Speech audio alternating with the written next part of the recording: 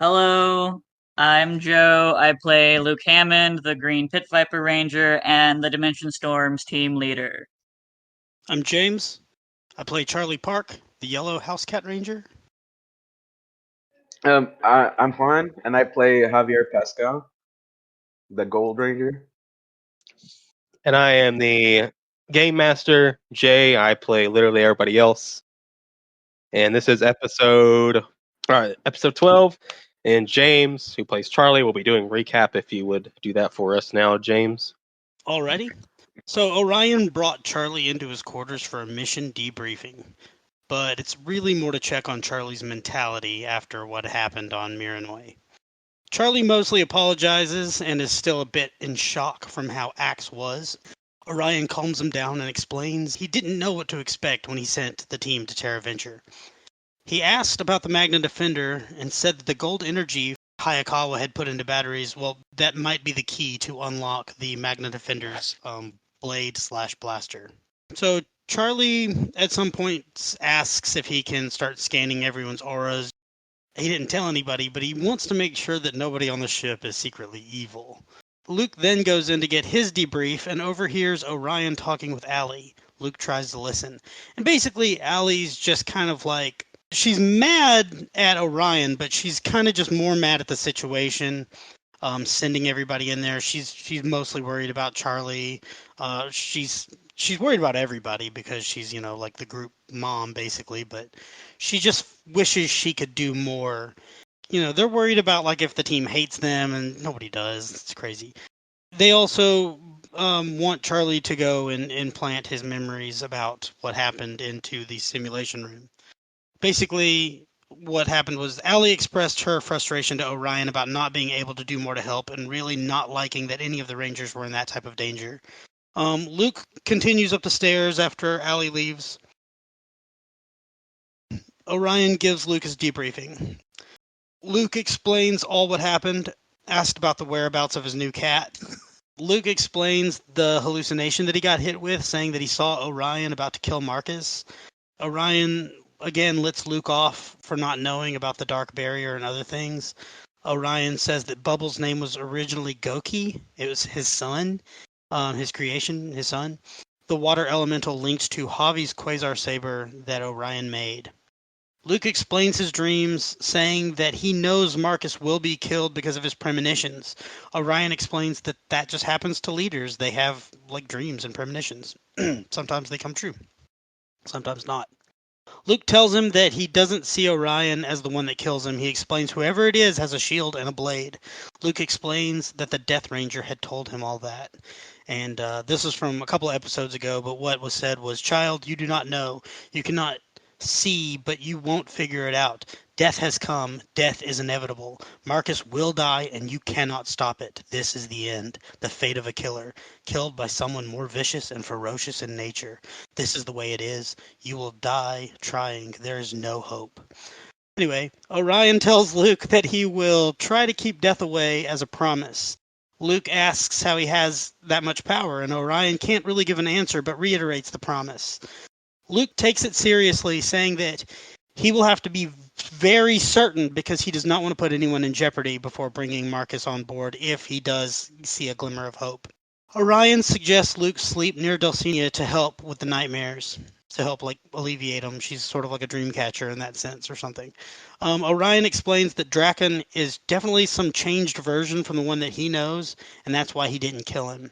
Charlie uploads his memories, and it comes with then he comes up with a special handshake for him and Allie. Luke and Jiraiya talk about the fact that Luke knows a bit of Japanese and Jiraiya kind of doesn't. It's kind of funny. Luke goes to scan his memories about the Miranoi mission. He sets up a little cat area and asks about Charlie's mentality, and Allie and Luke talk about it a little bit. Luke focuses more about the Nemesis eye blast that caused the hallucination, trying to focus on that to upload as much information like of the Nemesis eye blast into the simulation room. Charlie goes to Hayakawa, who has prepped the energy with the Magna Defender sword.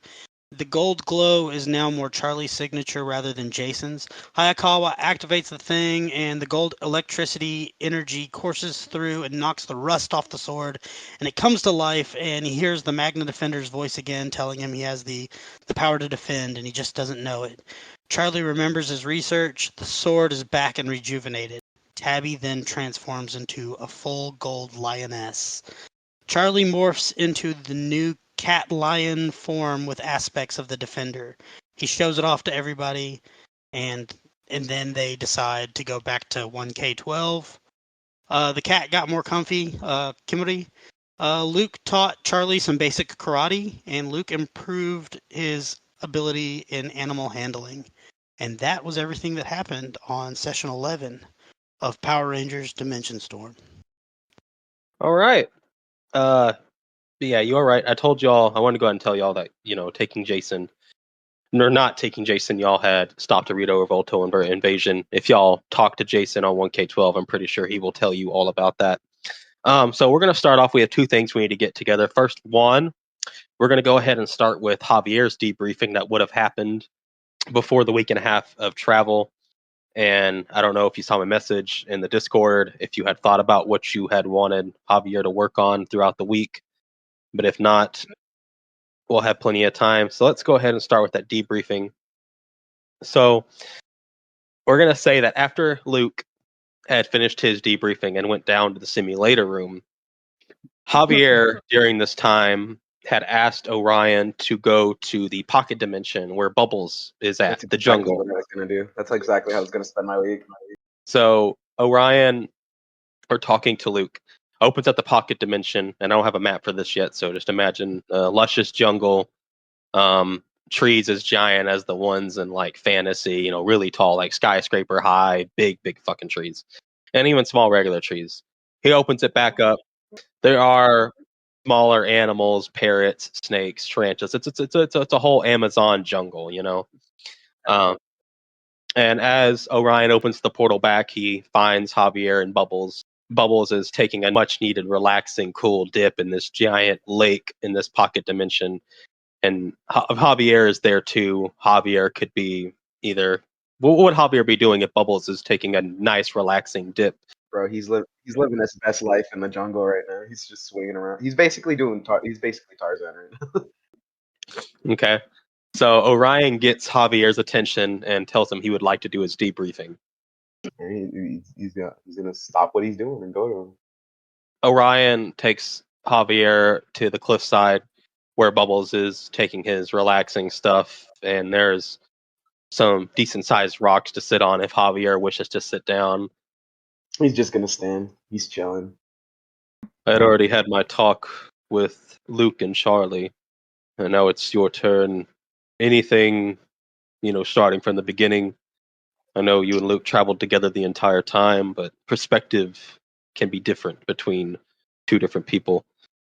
So you can start wherever you would like about what happened on Miranoi. Well, first off, like when we got, Luke. If I had found somebody that wasn't Luke, I knew something was wrong. Luke was, giving like a weird rushed explanation. uh, it wasn't Luke, and then I walked through, and Luke was not where he was standing. Then, and then Charlie got locked out of this weird force field, and then Stingwingers, right? Stingwingers came out and started surrounding him, and we couldn't get to him. And then they captured him, and then took him to the spire where Axe was. And then we were scared for him, so we had to run after him, and then we found this old man frozen. He was immortal.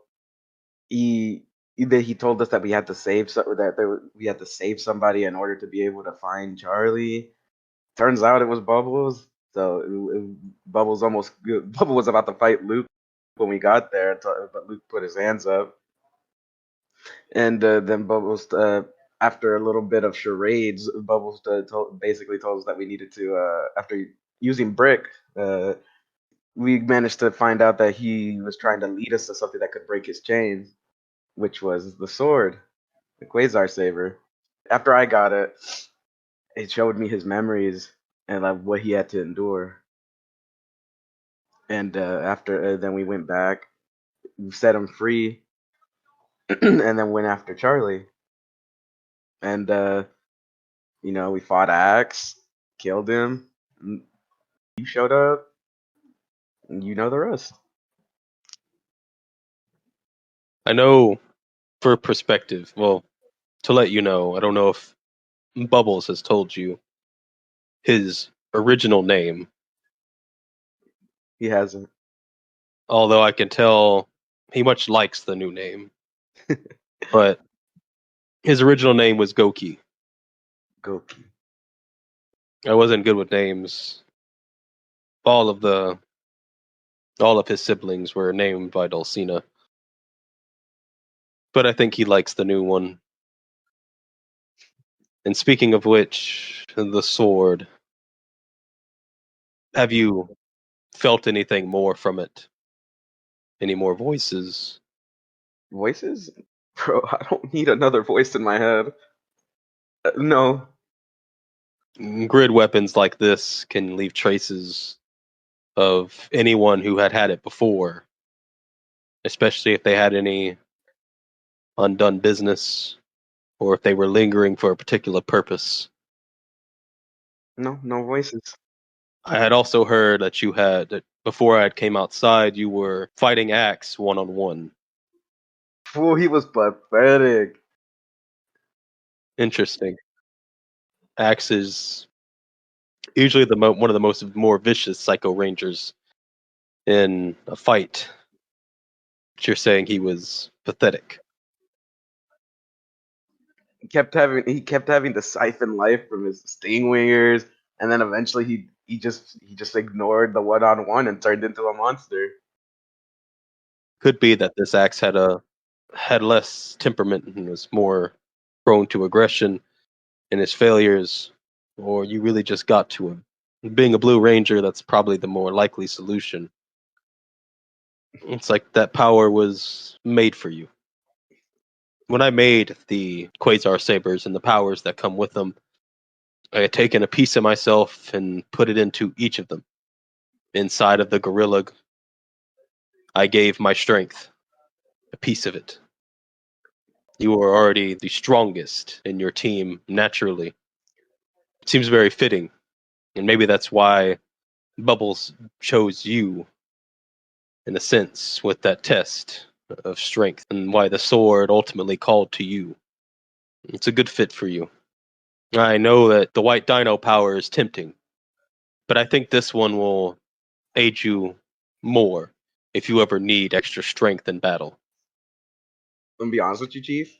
I'm really loving the gorilla, the Blue Ranger power, and I completely forgot about the White Dino. Well, that's good actually. That makes it less likely that it will corrupt you. Is there anything else you can tell me about what happened? Any other specific details about anything on Miranoi? And if there are any questions you have for me, I can hopefully answer them. Yeah, about that one dude, Draken. If if he was such a really bad guy, why did you let him go?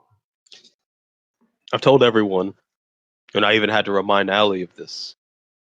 It's a combination of the fact this Draken did things and made choices that were unlike the Draken that I knew, that terrorized the grid and the multiverse.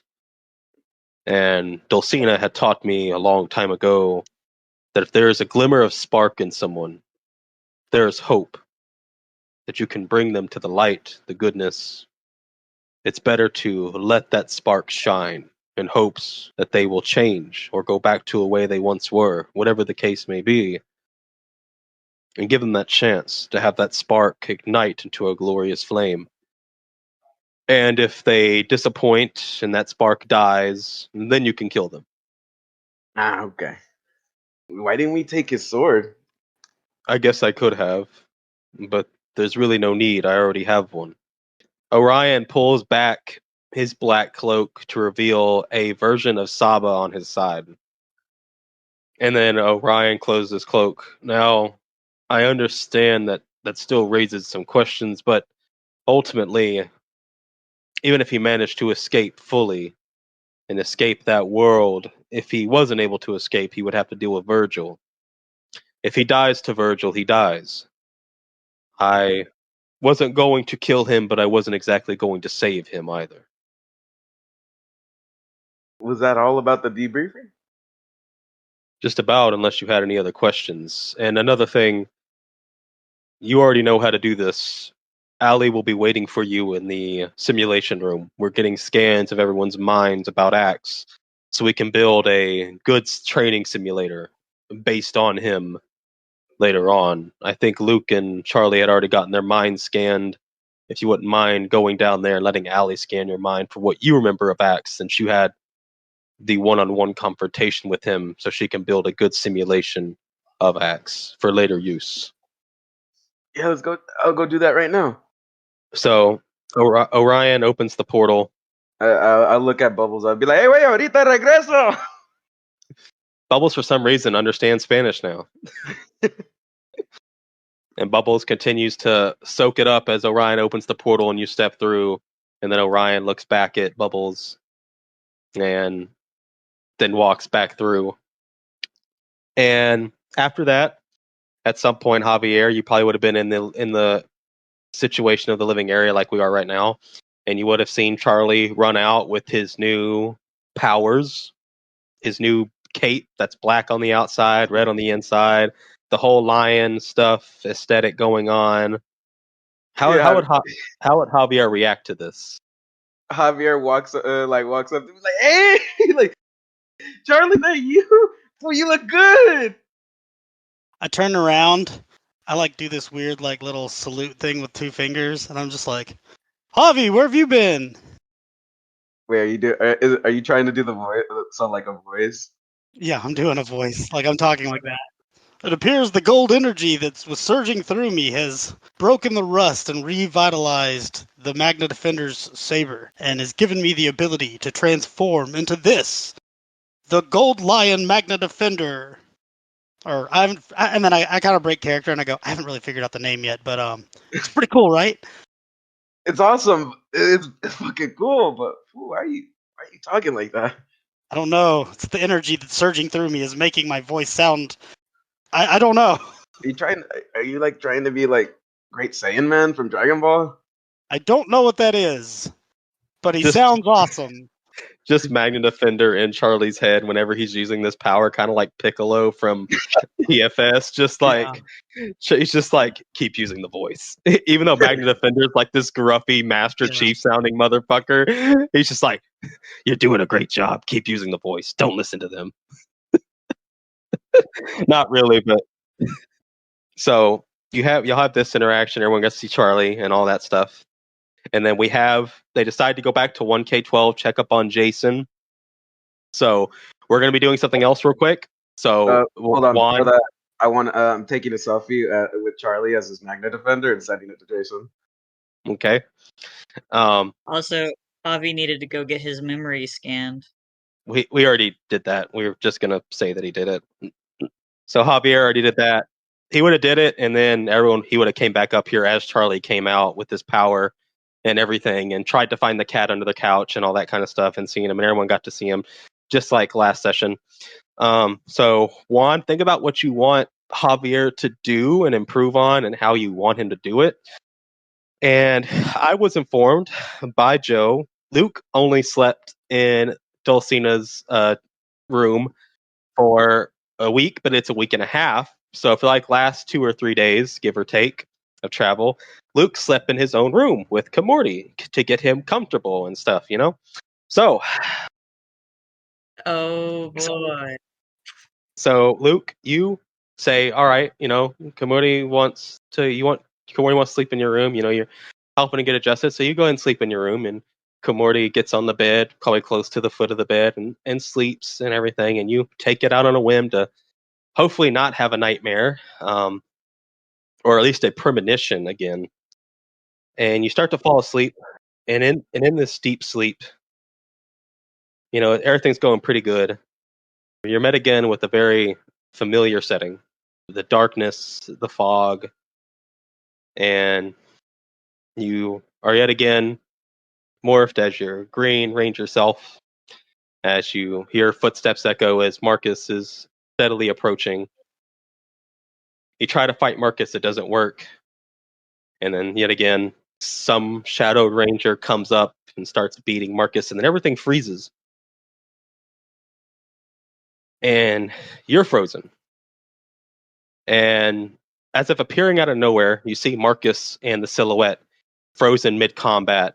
And like coming from around a corner, death comes out between them. Like he's stepping out of non-existence. It's very interesting, isn't it? To see the same thing play out every time. No changes. But something is changing. You've seen someone. The shape is getting consistent. And who better for it to be than that of Lord Draken? But yet, it's not set in stone. And he turns his head and looks at you while you're on the ground. But you don't know. You haven't seen it yet. But you've seen more than one person who has changed the outcome of this fight. Let's take it back to what started this, shall we? And he waves his hand around, everything starts to reverse. You are now standing back up.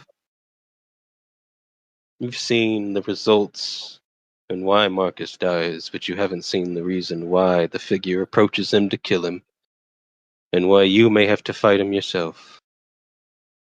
Let's play it back. Starting from a different position, there are a few other shadowed figures fighting around Marcus as he starts to take them down one by one. Next to you approach Javi and Charlie, but they don't respond and they don't speak. After Marcus takes a few of these other shadowed figures down, they charge in head first. How do you react to Javi and Charlie charging head into Marcus? Luke would try to like throw his arms out on either side to like stop them from just charging in. You attempt to throw your arms up, but it's if it's gonna happen. You throw your arms up and like they are just made out of air, they just go straight through your arms as they charge head in first to Marcus. As they're fighting Marcus, a few other shadowed figures come around, and then everything starts to get real dark. Marcus puts down another shadowed figure, and Charlie and Javier are nowhere to be seen. And then, coming out of the darkness, a figure whose only defining feature shifts just like the shielded one, consistently, but its only defining feature is that of a cape, runs at Marcus to try to fight him. And things aren't looking good for the caped figure. How is Luke responding to this cape figure starting to get its ass handed to it by Marcus? Luke would try to get the caped figure out of there. So you run to try to get the cape figure out of there, and you try to help the cape figure fight Marcus, but then Marcus knocks you back pretty hard on your ass. And as you try to get yourself up, you watch as Marcus plunges his sword all the way through the caped figure. And the figure drops to the ground. And then, slight difference. Instead of the figure approaching Marcus, they're not overly aggressive in their stance. They seem pretty like they know what they're doing. This one, fully blown, tackles Marcus to the ground and starts wailing on him relentlessly. And then everything stops as death comes in yet again from nowhere, from your side of your vision. Wait a minute. This isn't right. Potential is changing constantly. And he waves up his hand and he waves. And now, sliding to the right, is this shadowed figure over Marcus, wailing on him with just his hands. And on your left is the original where Marcus is getting demolished by someone with a bladed weapon.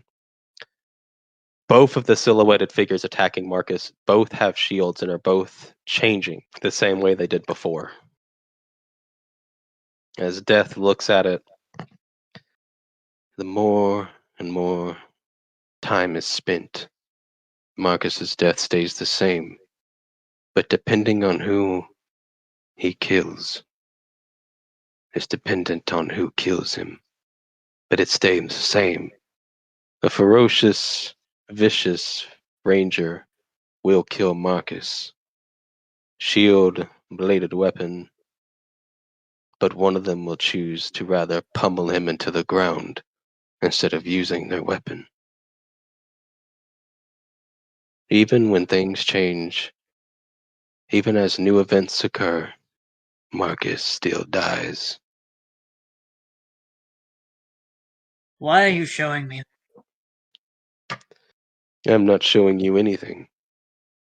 I chose to show you why, but you were already having the visions.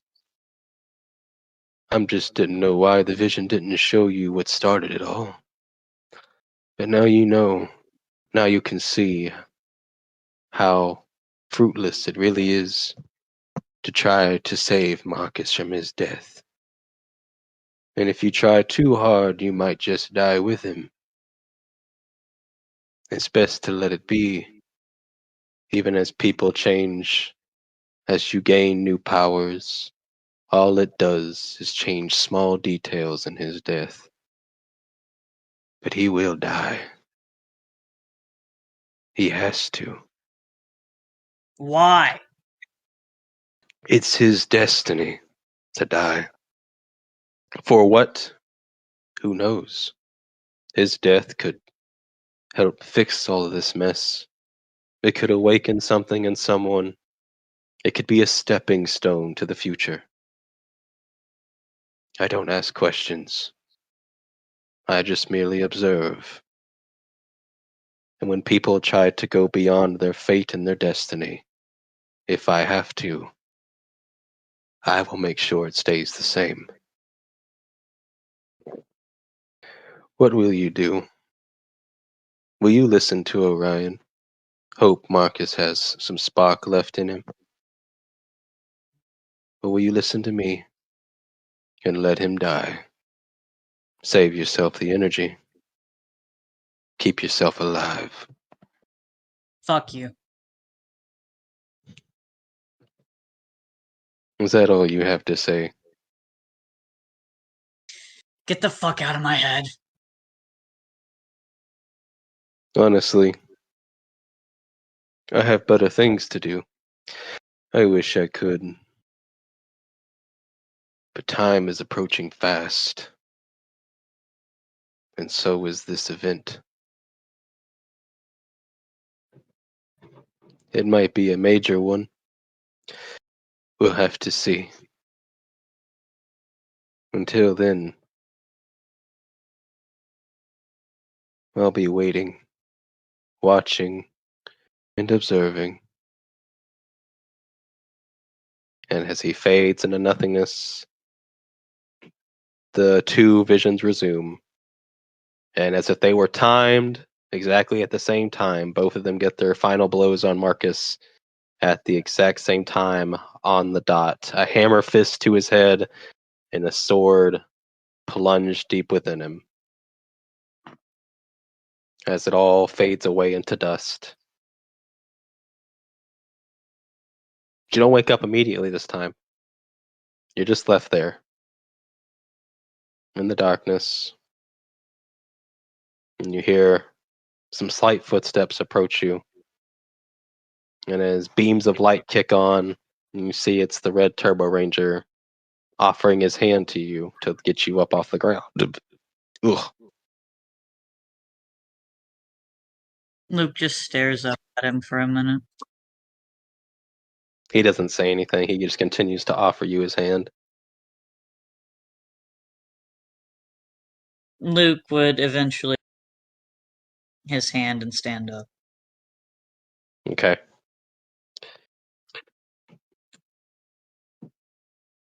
And as you stand up, he says, I think I've told you about everything I can tell you on this. Only thing I can tell you now is whatever it is you want to do, don't listen to him.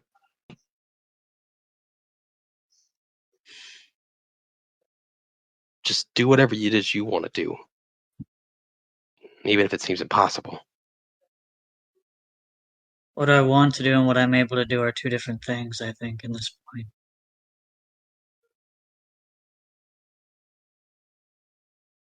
Well, whatever you decide to do, I have your back, and Lightning Cruiser does too. And you have your friends. I'm pretty sure whatever it is you feel is the right choice, they'll support you in that. Thanks. It just takes time. You'll figure it out. I believe in you. And as he says that, he fades away again. And then you wake up. You wake up with Commodity standing over your sight, meowing at you because he's hungry.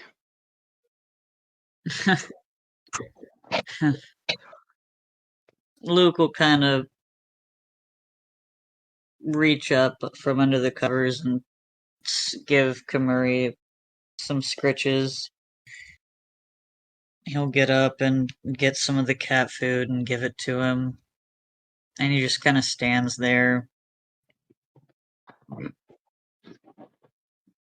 Commodity starts to wolf down the food and gets him some stuff, himself some water. And you realize it's about 4 in the morning. Luke knows he's not going back to sleep. Okay. So he's gonna go down to the training room. Alrighty, you can do that. Quietly.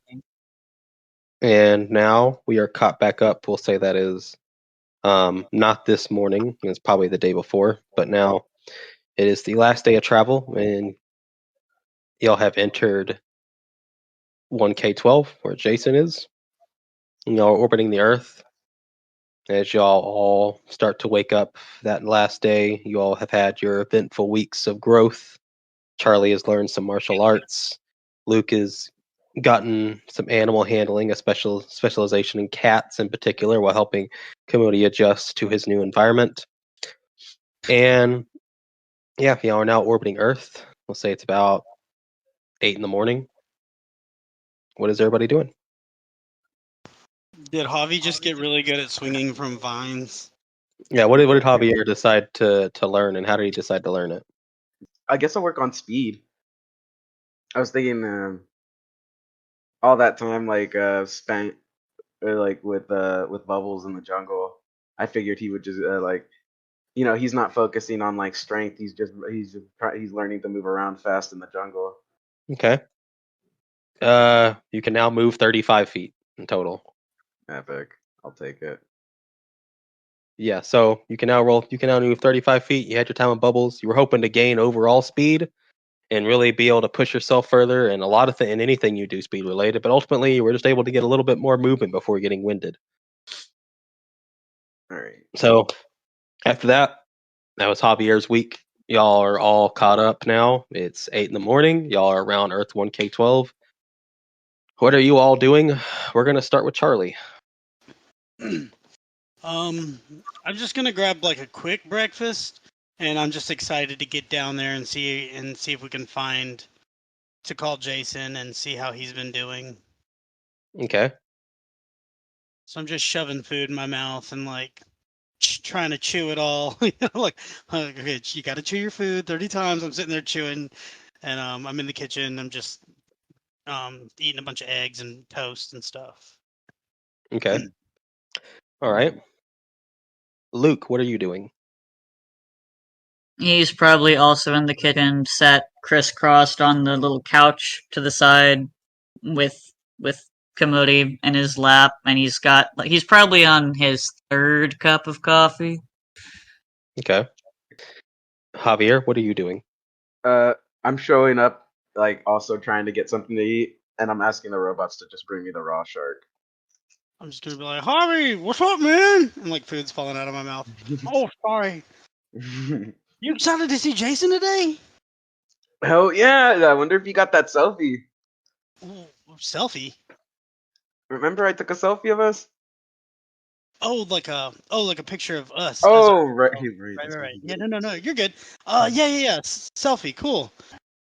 Man, I hope everything's going okay down there on K-12.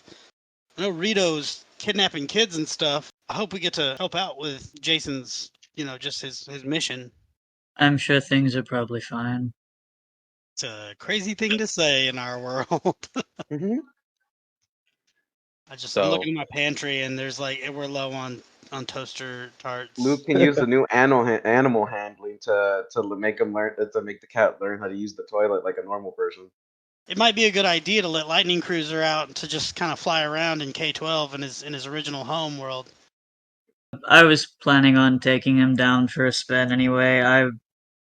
It'd be great to just stretch our legs in some familiar territory. This is the first time we're going back to a world that we know of, so I'm just excited because, like, I don't know. It's like when we went to Miranoi, I was just so scared. And even though there's scary stuff on K-12, like, I just feel so good that we're getting to go. Oh man, it's just familiar territory. Am I right? I get what you mean. It's nice to be able to go back to somewhere that we've been before, that we kind of know what to expect. Like, even though the people are kind of rude, well, some of the people were. That one kid that got to meet Jason, he was really cool. But yeah. All right, guys. I'm gonna go change. I run to my room. What sort of weather should we expect down there? How much time has passed? it's June. It's summer. A few months have passed. Summer in California. Summer, Jesus Christ, dude. Javier's Yeah, gonna wear like a half of wife beater. half of California is on fire. Oh boy. Javier's just like home. Y'all go see Luke in some fucking shorts. Is there really like forest fires and stuff? Because it doesn't Bubbles have water power? Something to think about. We could stop some fire. Like I'd have to have Orion. Well, I guess I could just contact Orion if he could open it. Could he open it remotely? Like it doesn't have to be next to him. Could he open it like wherever I am? As long as he can figure out your location and nothing's ruining that. Or could I also use like water abilities just by using the Quasar Saver? Or Yeah, you can use the Quasar Saber to use that water elemental cool, ability. cool. So yeah, it's summer. It's hot as fucking hell. You know, so y'all can dress accordingly and get the opportunity to dress accordingly before y'all go down there and probably sweat your fucking asses off. You will be notified by Orion via the communicators that it seems as if Orito's forces in the area have drawn back, but he's not sure why. He says there may have been a conflict. He says whenever you get down to Earth, make sure to ask Jason about it. And if there's anything that y'all can do to be of assistance right now, that y'all would be more than willing to help. If y'all are ready to go down to 1K12, I can drop y'all there. We're ready. Right. Javier's got his cholo attire on. Oh lord. Cholo attire on. Luke's probably got some random t-shirt, a pair of fucking jean shorts, and his Converse. Allie teleports y'all, wasn't thinking about it, and y'all end up in the memorial statue section. I have this thing to thank. Well, Jason, really, but for my new powers. Can't believe not being careful has turned out to be so great. But I'm not going to push my luck. Yeah, I wouldn't. You got very lucky with this. Man, fool, feels like we haven't been here forever. This was like our first mission. I look at the names and I get sad again, and I'm like, ugh. It's weird to think that like Billy and Trini are alive here. Yeah. Now Justin's gone. Oh god, I just realized that Javier has this cholo attire on and he's got a sword on his back. All right, let's get on our communicators and contact Jason.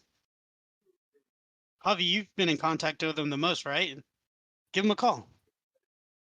All right. I'm gonna try to contact him through the communicator. Hey, y'all are y'all are back. I'm assuming since we're talking over the communicator. Yeah, fool, we're by the memorial. Uh, I'm a little bit out of town, a little further down. It's not too far from here. It's on the coast of California. I'm meeting with some other rangers right now. But you guys still have Lightning Cruiser, yeah? Yeah. Yep, Be about a 30-minute flight if you don't mind. I've been wanting to take him for a ride for a little while now anyway. So, yeah. Where exactly is he at? I'll ping y'all our location. Lightning Cruiser should know it. He's flown around the Earth. Uh, about as much as Storm Blaster and Blitzing Thunder have. It's called Mariner Bay. And just let me know when y'all are on your way, and I'll have Blitzing Thunder drop or my exact location through Lightning Cruiser once you're in him. Sounds like a plan. You know, you call Lightning Cruiser. He and the bay of the alley is opened, and he comes down. Yo, in the middle of the. LC, long time no see, because I don't go to the garage a lot. Luke does. Luke goes down to the garage and just sort of sits with Lightning Cruiser from time to time. So y'all hop in. It's about a 30-minute flight. So anything that y'all would wish to talk about? What do you guys think Jason's doing over by the coast? Well, he said he was meeting with Spider Ray. He said he was meeting rangers. Man, wonder what other rangers there are around here. Y'all start to go over. Lightning Cruiser had the exact location. Y'all come across Mariner Bay, which is a city that it's separated in two halves. There's a big circular coastal thing that separates two. It's a big beach, and there's two halves to the city, one on the left, one on the right, separated by a cove. As Lightning Cruiser takes you into the city, and y'all are dropped in front of what appears to be a municipal building of sorts. And you see Blitzing Thunder in the other spot as Lightning Cruiser lands. Come outside, land in this front of this building, and you see Blitzing Thunder. And Blitzing Thunder starts to honk and everything, symbolizing he sees you and he's acknowledging you. I run over and I wave. He starts shaking up about, blinking his lights. Luke just sort of waves at Blitzing Thunder from where he's at. Is Jason in the trunk? Yo, Blitz, where's Jason? He turns on, because he's facing the building, so he turns on his left blinker to signalize that he's inside the building. What kind of building is this anyway? As you go to the front, you see a sign on the front that says Lightspeed Rescue. So you walk in, and there's a secretary behind the counter, and she sees you, and she says, "Can I help you?" Do you know if Jason Scott's here? Oh, Mr. Scott, yes, he is currently in the back. He's talking to Carter. And is he expecting you? Yes. Yes, he's expecting us. Okay, just one moment. And she picks up a standard office phone, puts in a few numbers. Yes, we have a few people here to see Mr. Scott. Okay, I will let them know. And she says, okay, if you would go through the door on my right, and you'll go to a hallway. You will take a left, and then you will take another left, and you will head straight. You'll find an end of a hallway, and they'll be in that. They'll be down there. Javier goes the opposite direction because he heard right. Javi. It's locked. It's got a passcode thing on it. I lift the door up. I lift the door.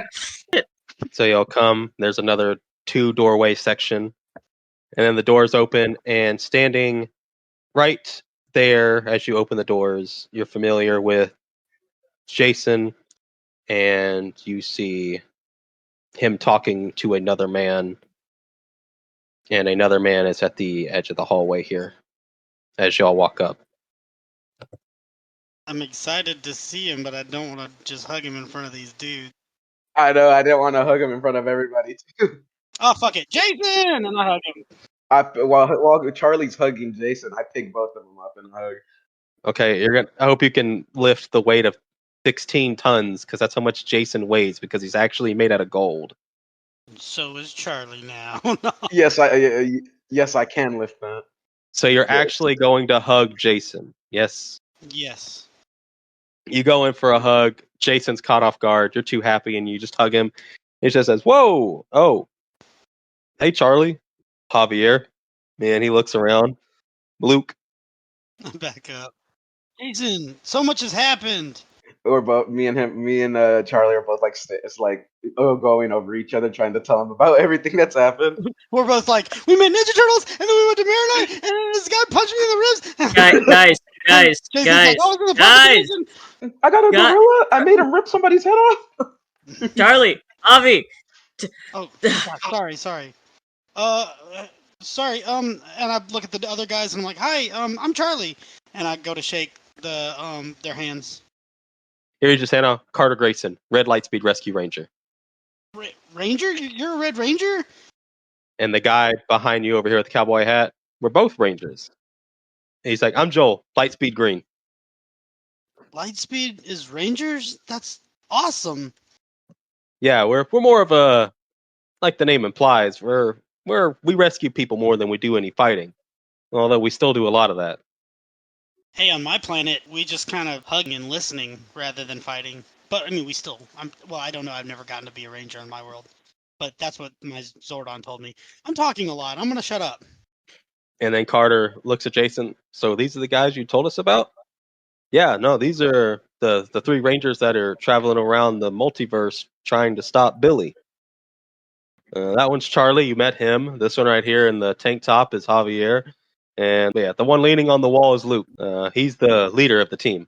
He inclines his head at both of them. Orion told us that Rito's forces had kind of dialed it back. What happened?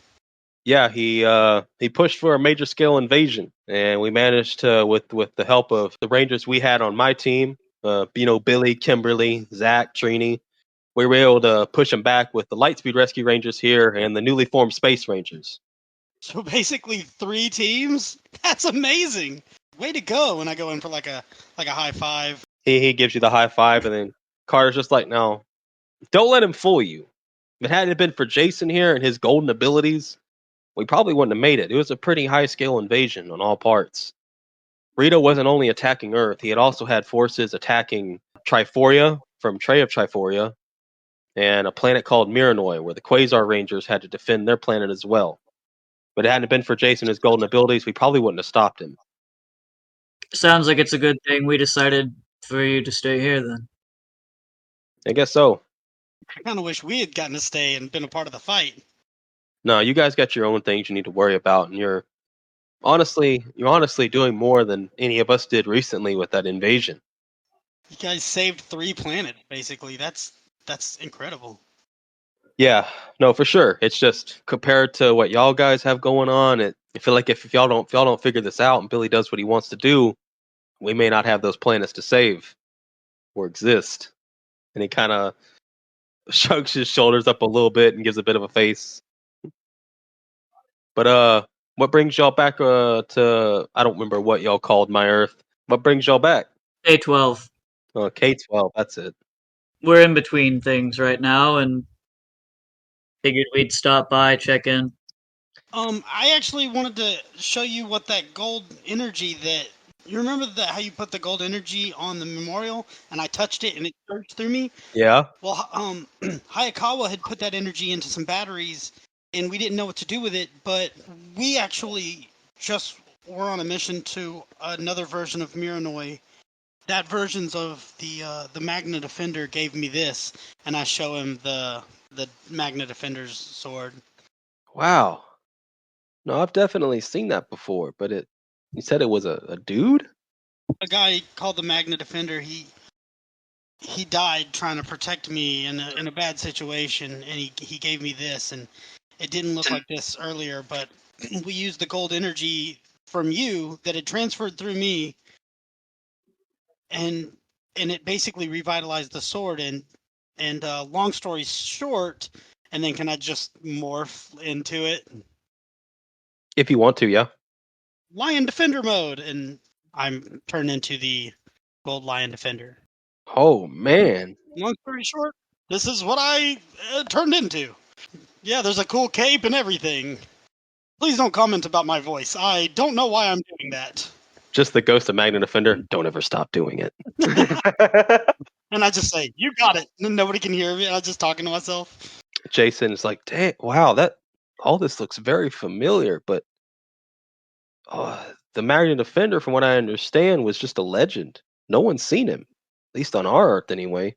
So you met a legend, and you got its powers infused with the gold energy, your gold energy. Now this is amazing. I have to thank you for it as well. I mean, you're a part of this.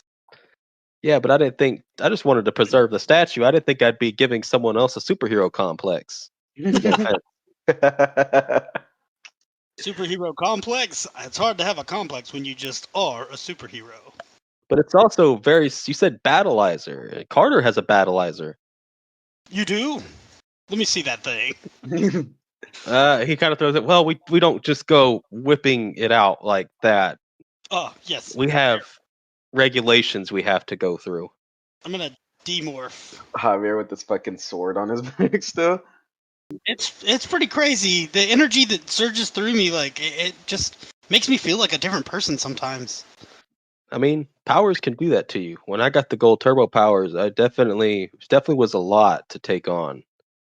But you'll work it out. I have faith. Is there came to check up, and that's really great. Is there anything that y'all need help with? Anything that I can assist with? Not currently. Orion did tell us to let you know that if you need our assistance currently, we're more than happy to help. Jason's just like, Angel Grove's pretty good. You know, Zach, Trini, Billy, and Kimberly are all there to make sure it's good. But right now, it's just everything's kind of calm after the push. So we don't really got a lot going on. However, we are reforming the Turbo Rangers currently. Thanks to Stormblaster and Billy, we're trying to get a new set of powers back up. It's looking like we might actually get some new people and get some more protectors of Earth. And that's also what I came here to talk to Carter about. Is hopefully we can potentially go through a similar program they went through to become the Lightspeed Rescue Rangers, to find good people that be fit for the positions. Yeah, it's not quite what we had, you know. I don't know. Y'all told me bits about how your powers worked and how what you had on your home worlds, but Lightspeed Rescue is actually a government organization. You guys work for the government? And Carter speaks up, a subsection of the government. All things aside, like I said, we don't really got much going on. It's pretty calm right now. So I mean, just hang out, I guess. I gotta finish talking to these two to get some stuff going, and then they're gonna get in contact with Billy about the turbo powers. But after that, I should be free if y'all need my help for anything. Well, I don't want to waste any time. Do you guys know of a way that we could make some money? Jason's like, you need money right now? Yeah, we're running low on supplies on the ship, and we probably need to go grocery shopping if we have free time. And I need to get some pet supplies. We found a cat a few weeks ago. In that apocalypse world. And Jason's just like, look, it's the least that I can do. I literally make gold. I got money to spare if y'all need it. I'm willing to help in any way I can. If I can't help you by going with you, I can at least help get you some supplies while you're here. I mean, I'm not gonna say no to that. That sounds He awesome. literally makes gold. I'm so glad I asked. Well, just let me finish up, and then we can head to a few places here in Mariner Bay, and I'll meet y'all wherever y'all are at. I'll give you a call. It was nice meeting the two of you. Carter and Dole are just like, yeah, it's nice meeting you guys too. And Carter says, if like Jason, if you can ever use our help at any time or anywhere, we're willing to help. We've heard a bit about the situation. Y'all are, like Jason said, y'all are doing a bit more than we are here. I don't know if I like that. I don't like calling it more or less. It's all the same work. It's just different situations. Are you saying that? Yeah, I don't believe in a scale about good versus evil. If we're the good guys fighting bad guys, it's all equally important. You're right. I don't know. It's just I guess I'm in the same boat as Jason. Yeah, we're here protecting the Earth and everything, but y'all are technically protecting every Earth. But no, you're right. It's all the same work. One Earth or many Earths. We're helping people. That's what's up. I go in for a fist dab. Fist dab. You just try to Bump. stab him with your fist. Fist me, bro. He just gives Bro, you a fist please. bump, and Carter and Joel motion Jason into one of the rooms, and he says, "Just like I said, give me a call once I'm done with this, and I'll be on my way." Will do. Back outside we go. So y'all get in Lightning Cruiser, and y'all go find a grocery store. You find basically a Walmart. It's a store that has groceries, clothes, cat stuff, pet. Basically a Walmart, but not a It's Walmart. Malwart. Malwart. It's Malwart. Walmart. Malwart. Charlie immediately goes to the toy section.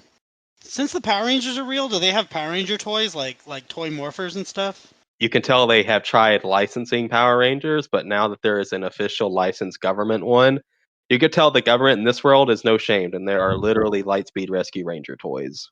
Ooh, can I get? I'm gonna grab a. Do they? Okay, I want to get like a Lightspeed Rescue toy morpher. Not only do you see Lightspeed Rescue toys, you see wrestling was popular in the early 90s, late 90s, early 2000s. You also see a whole dedicated Teenage Mutant Ninja Turtles section. Oh shit! And now I'm finally seeing why Luke and Javi were freaking the fuck out. Oh my god! When we talked to we already told them we ran into Ninja Turtles, but we didn't get to go into detail. You're right. Oh man, I wonder if. Okay, well, we haven't gotten the gold yet, have we? No, y'all haven't. Y'all are getting your stuff together. You have not contacted Jason to let him know where you're at. I'm gonna go ahead and grab a Lightspeed Rescue Morpher toy, and They have like the weapons and the action figures. They do not have the morpher on this like as a toy. I was Okay. thinking That's a that shame. could have been like come into play like a monster, or like Billy comes down and takes my Morpher, but it's the toy. It's a toy. He's like, give me one of your Morphers, and I'm like, okay, have Gets fun with back, that. gets back. Marcus is just like, I managed to get this off the yellow one. A Lightspeed Rescue Morpher. That's perfect. Clicks it in. Marcus, what the fuck is this? It's the Lightspeed Rescue Morpher. No, it's fucking not. You know what? Back to the jail cell, Marcus. Get the fuck back in there. That was actually my plan, was to get like a long-term plan. I'm just gonna grab some Ninja Turtles. I'm gonna get all 4 of them and run to Luke and ask if we can get them. They're very much based off the '90s movies. They are the toys they were selling at that time, so it's very much the.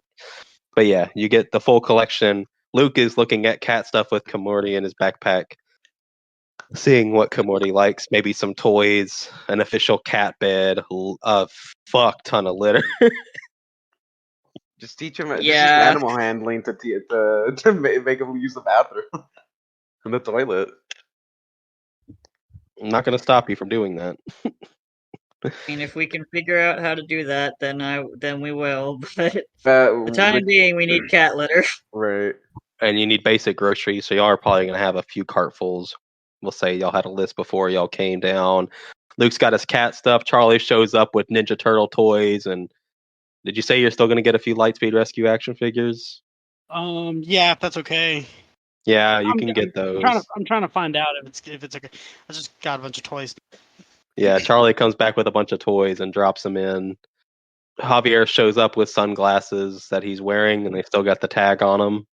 You'll basically have everything y'all need. It's just whenever y'all want to call Jason. Luke will pull his morpher up and call Jason. He rings and he's just like, "Hey, I'm guessing y'all are ready. You got your stuff together." Yep. We're at Malwart. Ah, okay, yeah. I think I know where that's at. It's not too far up the road, right? Yeah, it's just a couple blocks down. All right, I'll be there. I'll be there in a bit. just I guess be up around the front, and I'll get y'all checked out. Cool. Thanks. Just puts like a solid block of gold on the fucking counter. Like, all right, let's go. So you guys wait around, and Jason eventually showed up, and he's just like, "Is this all?" We have like 3 buggies full of shit, and, and Luke just deadpans at him. What do you mean? Is this all? This is the early 2000s, no self checkout, so y'all go and y'all start piling this stuff in. As this poor Malwart employee has everything, going from cat stuff, ton of groceries, action figures, sunglasses, and a few other things. And y'all are probably just several boxes of nicotine patches. and y'all are probably all waiting to probably see how Jason's gonna pay for this. Yes. Watching him, yeah. Jason, And Luke just keeps watching the number for the total go up and up and up and up. I just look at Jason concerned. We're a boy band, and he's our manager. this number's going up, and y'all are seeing the numbers rise, and Jason's just chilling. He's not affected by this. It's like Hayakawa all over again. We went to the fucking store, to the game store. He does this. So- Yeah, we're all hugging. Jason, he's like, wait, I forgot. I got to go get milk. And Jason leaves, and we're standing there while they're ringing stuff up. Like, how are you gonna pay for all this? It's going faster, and I'm getting all worried. Oh, shit. Like the employee was like super slow, but the moment Jason left, and Yeah. he just starts speeding up. You gonna pay for this? I'm gonna call the police. Like, oh my god. So Jason pulls out his Luke's just wallet. like, this isn't the first time I've ran from the cops bet. Jason pulls out a wallet and pulls out what appears to be a blue card with the logo on the card being Cranston Industries, Oh damn. Oh. and swipes it. Did you just make... Luke just leans in. Did you just make Billy pay for all of that? No, this is my company card. I'm on Billy's payroll. Oh. Okay. He's got his own card, man. That's pretty cool. But It's like- I'm assuming.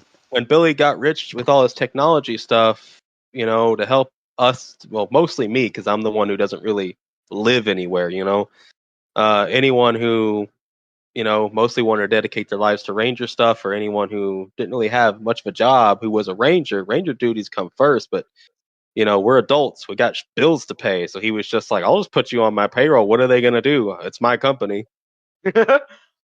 That's fair, I guess. Fucking awesome.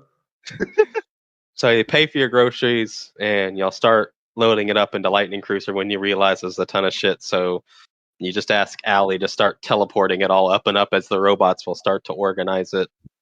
Everything gets teleported when Allie says Orion is starting to see potential grid fluctuations on another Earth. Nothing quite yet, but there is starting to seem like there's going to be something soon. And Jason says, is there anything else I can help you with? Want to go to a bar? I think the least we could do is, I guess, take you out for a few drinks after you paid for all of our groceries. I'm down for a few drinks if y'all are buying. Hell yeah, Jason. Just do the like Arnold Schwarzenegger, like, you son of a bitch. I'm gonna get behind Luke and hand Luke all my money. You're just like behind Luke, putting your money in Luke's pocket. Yeah. That's. Are you trying to put your money into my pocket? Yeah, I'm sorry. You probably are better with it than I am. Also, Charlie's gonna have to get like a wristband or something, or a marker on his hand, because he can't legally drink. Yeah. Right. Yeah, it'll be fine. He'll get like it'll be like whenever I used to go out with my friends before I turned 21. They would just like put a little smiley face on the back of my hand. So, Joe, Luke now has $110. Okay, so he now has $130 because I think he had $20 to his name. So yeah, y'all would find the nearest bar, and y'all would drive there in Lightning Cruiser, and everything. And Jason would follow in Blitzing Thunder, and y'all would come into the bar. Charlie, everyone's asked to show their ID, and then he gets to Charlie, and he's just like, ID. Charlie shows it, and he's just like, all right, no. It's just like, no drinking. I'm assuming you're with them. Yes, sir. All right, pull out your hand. Okay. Little stamp him like He, What and he kind of- does. What is a stamp of? Is it a smiley face? No, he doesn't stamp you. He draws your age, which is 18. So he puts a 1-8 on your hand. I He's hold like, my hand down and I go, I'm 81. You all go up to the bar and take a seat. So yeah, starting with Charlie, the bartender is just like looks at your hand, 18. All right, we got soda, we got some juice, we got water. I'll take a conch. Sir, what the fuck is a conch? We saw it at the Walmart. Wait, was that just a joke store? I'll take a Bebis or a Sprint or a Dr. We have Coke, Beppis, Dr. Beeper, and Mountain Crush. I will take a Mountain Crush, please. He puts in the drink. It looks, you can't tell if this is supposed to be a Sprite or a Mountain Dew like drink when he pours it in and he slides it to you with ice in it. Thank you. And then he goes to Luke, what you drinking? What sort of mixed drinks do you have? We got a little bit of everything. Depends on what kind of liquor you want. We mostly do dark liquor mixtures. I guess just Jack and Coke is. Jack and a Coke coming up. And he looks at Javier, and for you? a tequila old flash with a splash of beer and a chili garnish. Nice. One of the few light liquors we drink, we serve here. I respect it. And then to Jason. And Jason's just like, whiskey on the rocks. And he says, okay, as he mixes up your drinks and everything. He starts sliding to y'all one at a time. And now you all have your drinks. I want to whisper to Luke. I'm gonna whisper to Luke and ask, should we tell Jason about Draken? Maybe not at the bar. I'm gonna look at him and be like, "Come on, man, not at the bar, not while I'm drinking." All right, I'll just keep drinking my Mountain Crush. Javier does not know the meaning of savoring a drink. He just tosses it back. I'm gonna go sit by Jason and just smile like an idiot. Jason looks around and says, it's kind of nice. Only a few of the other Rangers actually drink. Publicly, anyways. And I'm gonna look at Jason and be like, "It's nice to have somebody to drink with. Like, these guys don't let me drink." It's because the first night you showed up and you made that god awful hell concoction. I don't know what you're talking about. Senor, another. Do they allow smoking in this bar? Yes. Oh, Luke's smoking. Luke has a cigarette. Hold on. point it out. There is smoking, but it's in particular parts. You were in the non-smoking bar section. The smoking bar section is on the other side. Even in a bar, they get segregated. But Jason does ask. Jason's just like, what did you make to drink that was so bad? It had like tequila. It had like some sort of like cream liqueur in it. There was like vodka, I think, in there. I don't fucking know. He just grabbed a bunch of bottles and poured it all together and made me drink it. Jesus. Surprised you have any brain cells left after that one, Javier. Brain what? Yeah, that makes sense. Luke just looks at Jason like, what did you expect? I'm sure he's perfectly fine. I'm just gonna point at like the mixture ingredients that I see on the thing on the behind the bar and be like, "Hey, can you mix those together and just hand me like your biggest glass?" Javier, no. Sir, we don't do that kind of thing here. That's a bar. That's the bar down the street. Well, it looks like we're a bar hopping, boys. Why would you tell him that? My cousin runs the other bar down the street, all right? Got to give him business somehow. He's gonna ask for another drink that he just had, like the tequila old fashioned with a splash of beer and chili garnish. All right, that's 3. We got a 5 limit. 5, I cut you off. All right, can you go ahead and make me the other 2? Luke just like finishes his Jack and Coke and just stares at Javi. Like, are you okay? Yeah, are you feeling all right? Javier has drank a lot. He's not even fucking. He's like barely buzzed right now. I mean, I like a good drink, but you got to know when to cut it off. I'm fine, fool. All right, if you say so. Say no more, and I push my Mountain Dew away. I'm pushing my Mountain Crush away from me. And y'all see that I've only drank like half of it. Charlie, yours isn't even alcoholic. You can have the rest of your drink. It's Mountain Dew though. Remember the last time I drank a bunch of Mountain Dew? That is a fair point. Ah, you talked me into it, and I pull it back and I start sipping on it again. I can quit tomorrow. So y'all continue to enjoy your drinks with Jason. Starting at dark, y'all are here for a few hours. You have drinks, you have a good time. Luke probably has one more drink, and then he's good. Like, To go smoke. You're just trying to gulp him down so you could go in the corner. he finishes his second drink, and he does go over to the smoking section. I'm gonna go with you just to talk to you. Oh, okay. I don't really have anything to say other than that Draken stuff, but if we're tabling it for now, then I'll just leave it alone. Maybe not right now, since we're kind of chilling out. I don't even know if Jason would know who Draken is, Right, since but the Tommy of this world died.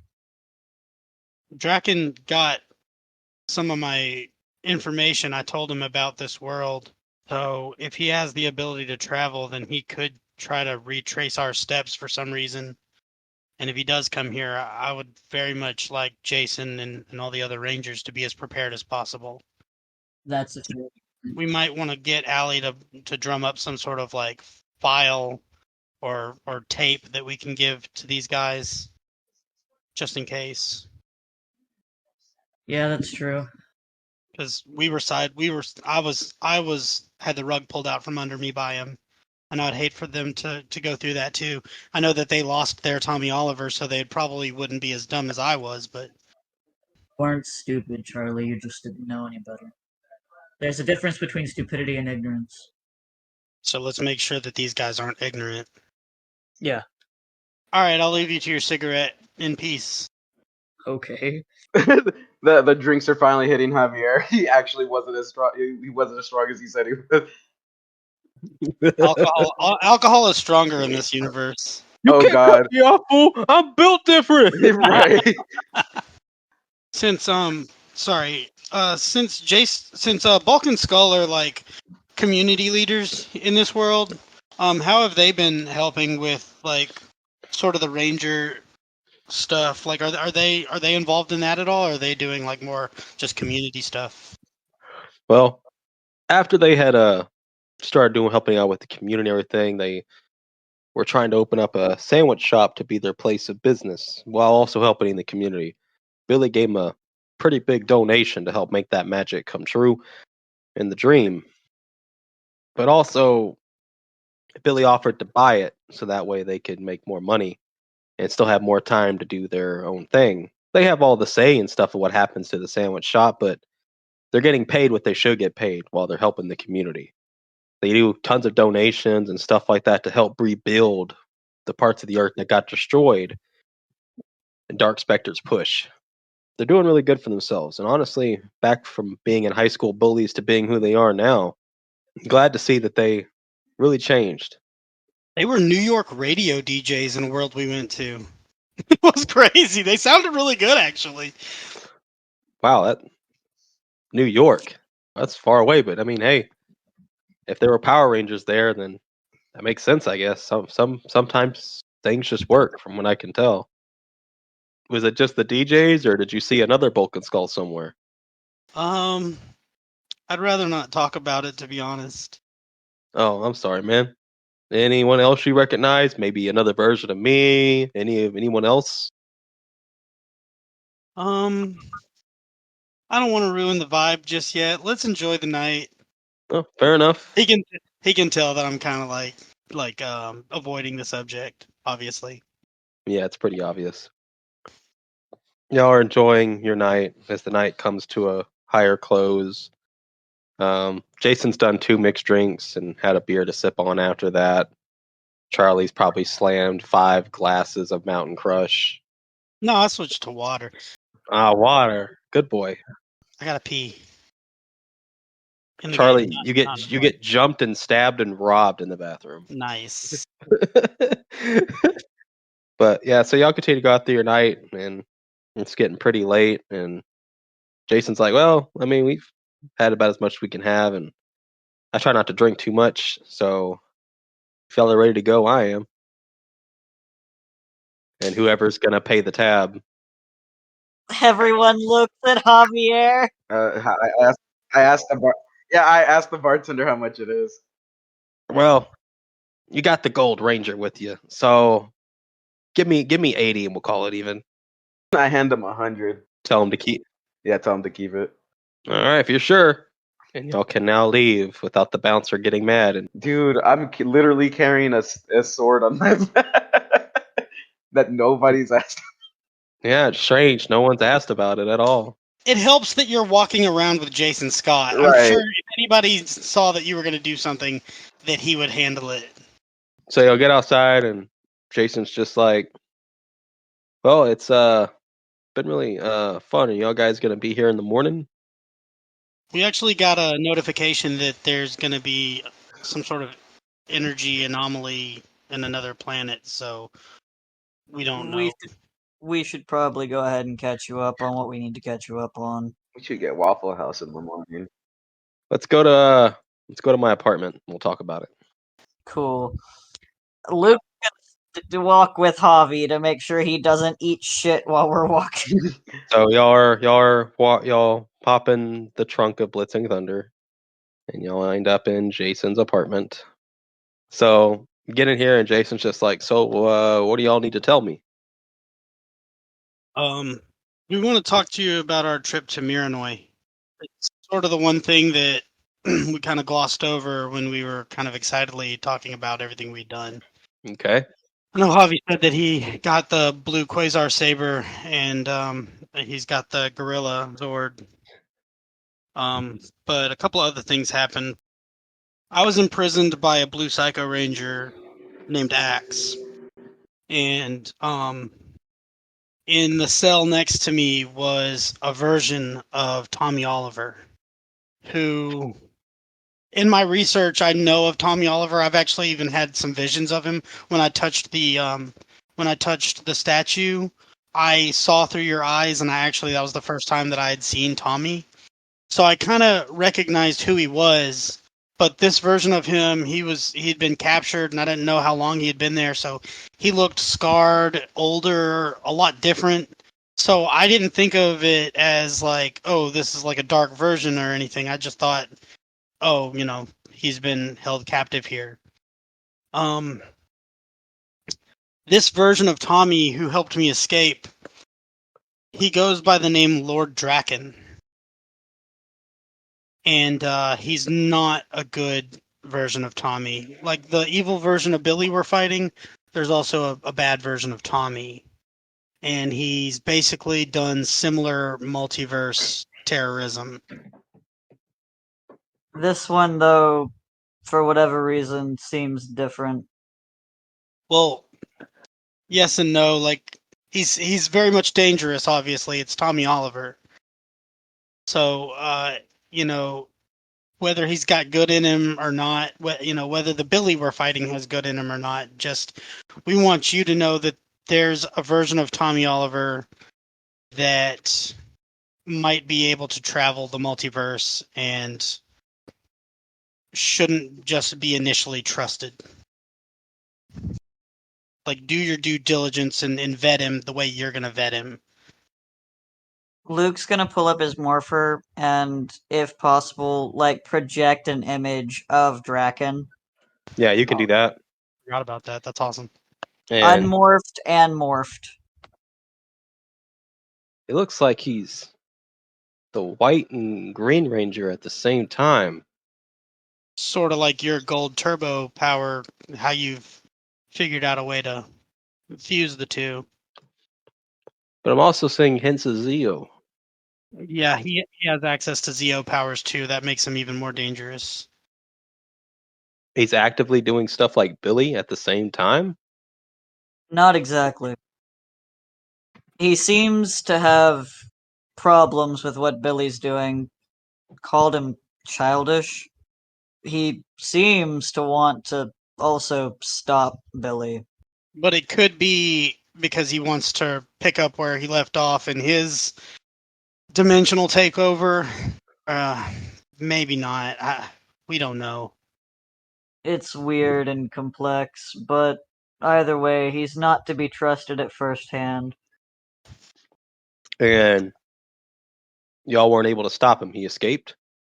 Let's just say yes. let's just say yes. Something like that. He has a version of Saba that he can cut through like the fabric of reality and jump into all the other multiverses.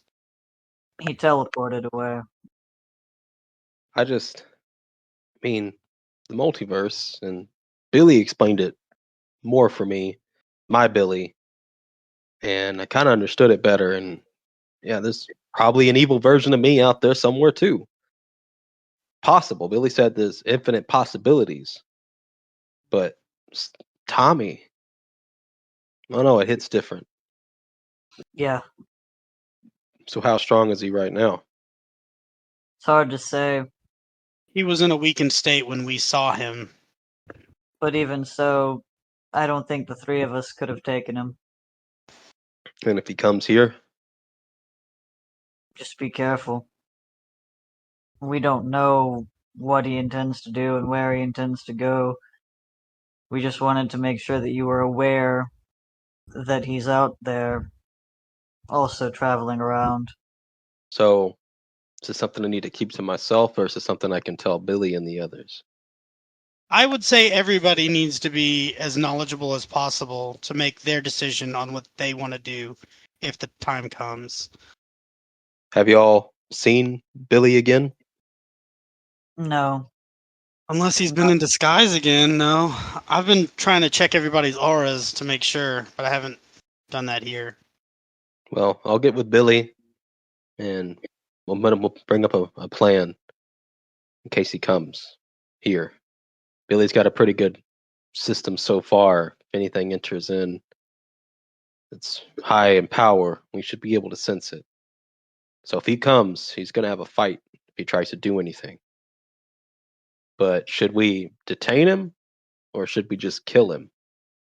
Really? I That's going to be dealer's choice, I think. I personally would like to talk to him some more and have him detained, but I also wouldn't want him to be detained again because he's gone through so much. So it's and it depends on how he acts and what he says to you, because he said some stuff to me that I just couldn't let go, and I knew I couldn't win in a fight with him, but I just couldn't stand there and let him say what he was saying. So he has a way of inciting rage in people. So just it's gonna be crazy if he does show up. Hopefully you just won't have to deal with it. Hopefully he won't come here. And I honestly, it's a reach for me even to think that he would. But we want everybody to know that he's still a player in the game. he's a potential threat, but also a potential, I don't want to say ally, but tool. The way I see it right now, as much as I dislike that he's out and about, he's the enemy of my enemy is my friend. And right now he wants Billy out of the picture. And if that's the case, then I say let him have it. All right. But if he tries to cause issues, I don't blame you for taking him out, however you choose to do that. All right. I'll go with Billy. Well, like I said, we'll make a plan of action. Thanks for telling me this. Is there anything else that I need to be made aware of? There's nothing that I can really think of. Well, just keep me in the loop. Send me messages. I know it takes a little bit for them to get here, but it's better than nothing. You've been getting Javi's messages? Yeah, I don't know what the delay on it is, but I get them. Okay, that's good. Hey, good luck finding a new turbo team. I know that whole process can be daunting, making sure you get the right people. But Well, we have a backup plan if we don't find anyone. People, Billy, Kimberly, Zach, and Trini are all still committed to being Ranger, especially after what happened.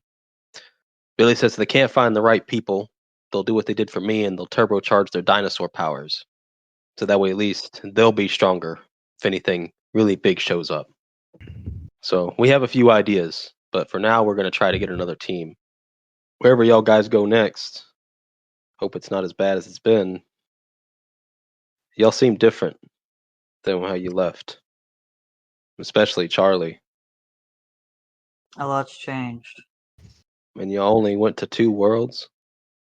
Feels like it's been forever. Well, hopefully wherever y'all go next, wherever this thing Orion is seeing, hopefully it's better. So I'm guessing y'all are going to be gone by the morning. It seems that way. Once they get more accurate pin on where exactly we're heading next, then Luke snaps his fingers. Off we go. I got to be back with Carter and the rest of Lightspeed Rescue in the morning. We're going to start things up.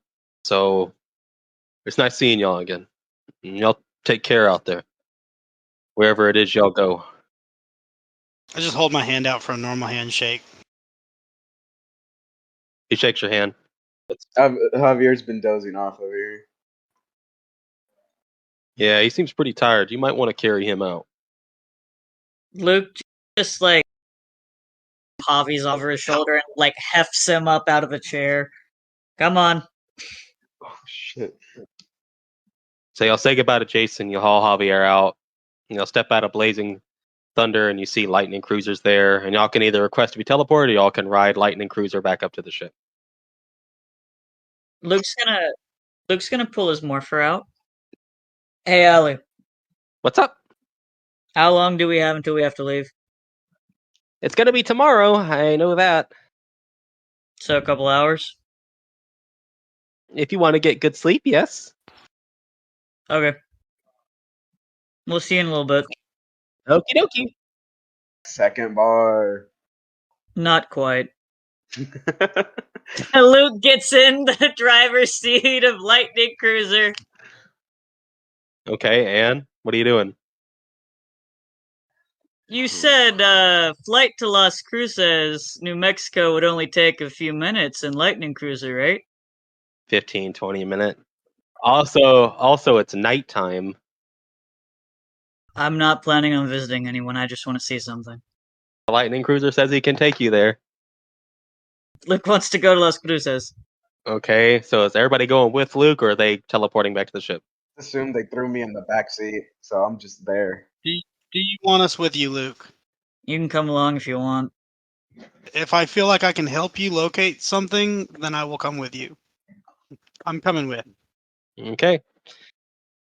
Y'all go to Luke, and y'all fly to that name I can't pronounce.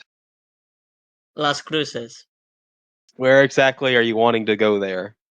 his old university, New Mexico State. He kind of parks in the like resident parking. Okay. He's in front of one of the dorms. Okay. Is anyone coming or going in and out of the dorm? Describe to me who you want to find, and I'll do an aura check and see if I can kind of spot anybody with something that resembles what you're describing. If Jay allows that. Yeah, if that's what you're trying to do. Try to find more. Marcus? Shit, I've run into him, so his aura probably won't be the same at all. And if he's not a ranger, it probably won't be what I'm expecting either. But if you describe to me, you've described to me Marcus, your version of Marcus, who was a nice person that gave you that lava lamp and all this. I just checked the aura of the building, like through the building walls. Everyone's auras. Some people sleeping, some people partying, whatever. You never really scanned Marcus's aura while he was Psycho Red, did you? Yeah, I never did. And so you have nothing to go off of. That's not gonna do it. That's definitely not enough. Dang. There's too many people. I'm sorry. I have an idea. I still have my student ID on me. All right, I'm gonna sit in the car with Javi then. I'll let you after it. Yeah. Cause Coda would also be in this dorm. Yeah, he grabs like a random hoodie. It's the New York hoodie. It's the I Love New York hoodie. And he fucking pulls it on and pulls the hood up. That way, he's at least not going to be as noticed face-wise, and he's just going to see if he can swipe his ID card to get into the dorm. Wait, are people at college in the summer? I don't know how college works. I mean, summer classes. Yeah. So you're going in directly into the dorms, right? Yeah, he just goes in the dorms, and he's just going to kind of go to the floor that, at least in his world, Coda and Marcus's room would be on. As you start to go through, you're seeing, some stuff on the walls, and something catches your eye. It's a bit of seems like just a regular pin board people can put stuff on, for any other reason, missing cat, stuff like that. Extracurricular classes, anything. It's just a big pin board, but it's covered in memorial photos. No. Recent memorial photos from the Rito attack. Luke stops and looks at the photos. You recognize the photos. You see the faces of Jackie, Lindsay, and Marcus. It says that during the Rito attack, and there are other students on here, these are just the ones you recognize, like off the top of your head. It says that these students helped and gave their lives to get people out of rubble and genuinely help people during the attack, but unfortunately were killed in the process. Luke just stares at the three faces for a minute. God fucking damn it.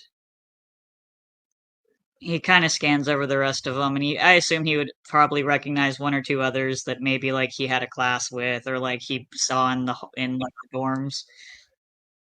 So hidden behind all these stacked memorial photos, you do find a newspaper article that says basically college hero injured but alive, and it's Coda. And it says in the newspaper article that all these other people died. Some died in the hospital after injuries. Some were found dead. But all thing that happened to Coda was his legs were crushed and he's paralyzed from the waist down, but he's still alive. And is Luke's name anywhere mentioned? not it is mentioned, and that's because in the photo, the big photo on the front page is of Coda in the hospital, but then there is another photo attached to that, which needs to be another section of the newspaper article that someone cut out and had put to the board. It is a group photo of Luke and his friends that were his team from your universe, and it's talking about people that lived and survived. Luke is alive. So Luke and Coda are the only two that lived, and Coda can no longer walk. Luke's gonna take the newspaper article. He just kind of shoves it in his pocket. And what are you doing now? He's gonna leave. You go back to Lightning Cruiser? Yeah. Luke comes back with the hoodie still over his head and gets back in the Lightning Cruiser. He just kind of leans his head back on the headrest, and he's staring up at the roof of the car. And he just takes a deep breath, and then he slams his head forward onto the wheel. Hey, whoa, what's going on? What did you find? They're fucking dead. Oh, Luke, I'm so sorry. Coda's alive, but he doesn't have his fucking legs anymore. They died in the fucking attack from Rito. They were trying to help people. I'm so sorry. I don't know what to say. I feel like how unfair it's been that I got to see a version of my mom in this world, and Javi got to see Danny, and you've not gotten to really see any of your friends from your past, and I'm just really sorry. What about the K-12 Luke? He's alive. And I'm sure he probably feels the same way that you felt when you lost your team. Probably so. If that's the case, do you think that he needs to be talked to? That he might need guidance or friendship or I don't know how similar he is to me. I'm sorry if I'm talking too much. You're okay, Charlie. I guess let's just go back to the ship. So, Lightning Cruiser takes back off, and y'all fly back into the ship and to the hangar. I'm gonna assume it's probably quiet the entire drive as y'all get back into the vehicle bay. I get out and I thank Lightning Cruiser.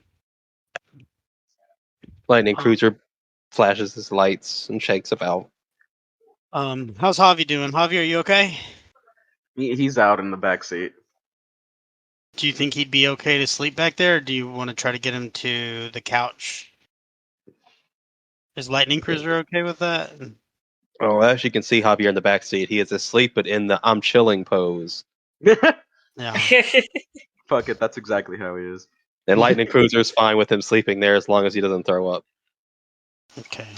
He can handle what he drank. I think he'll be fine. So y'all get back in. It's pretty late. You know, you don't really see anybody anywhere. I'm gonna go straight to my room and go sleep. Charlie's going to his room. Jiraiya's asleep, and Javier is inside in the backseat of Lightning Cruiser, stands up. Luke, what are you doing? You're on the couch. He's gonna come in here. He's going to grab Resident Evil 2. He's gonna load it into the PlayStation, and he's gonna start playing it. Because Resi 2 was Coda's favorite. And how long is Luke going to be playing that? He's probably gonna play for a few hours. Okay. So by the time you go to bed, it's going to be 1 or 2 in the morning. Yeah, which is about average for him. Okay. So you go to sleep at some point.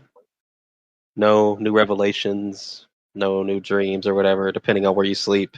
And even then, nothing new comes up. You just have a regular dream. You all get some sleep. Some of you can sleep later if you wish to get that full 8 hours. Not that it means anything in this game, but for character wise, if you want to get that full 8 hours, you can. So, who would probably wake up first? Javier woke up because he had to use the restroom. So, did he go back to his room after that? While he was in the restroom, he didn't feel like making it back to his room, so he fell asleep in the bathtub. He just fucking crawls in the tub. Oh my god. Hilarious. Luke would probably be the first person awake because he doesn't sleep much anyway. So he'd probably be up around like 6:30 or so. Charlie, what time would you be waking up? I feel like Charlie would be kind of sleeping in teenager style. Fair enough. Yeah, just whatever. If y'all want to try to wake him up for important stuff, but he's gonna sleep as much as he can. The curtains closed for privacy. Luke no would one- like. To shower? Yeah. So, anyone who's awake, Luke, in your shower, anyone else that is somewhat awake, there are others on the ship that are awake that aren't y'all. You feel a bit of a whirl, probably entering in a new universe potentially.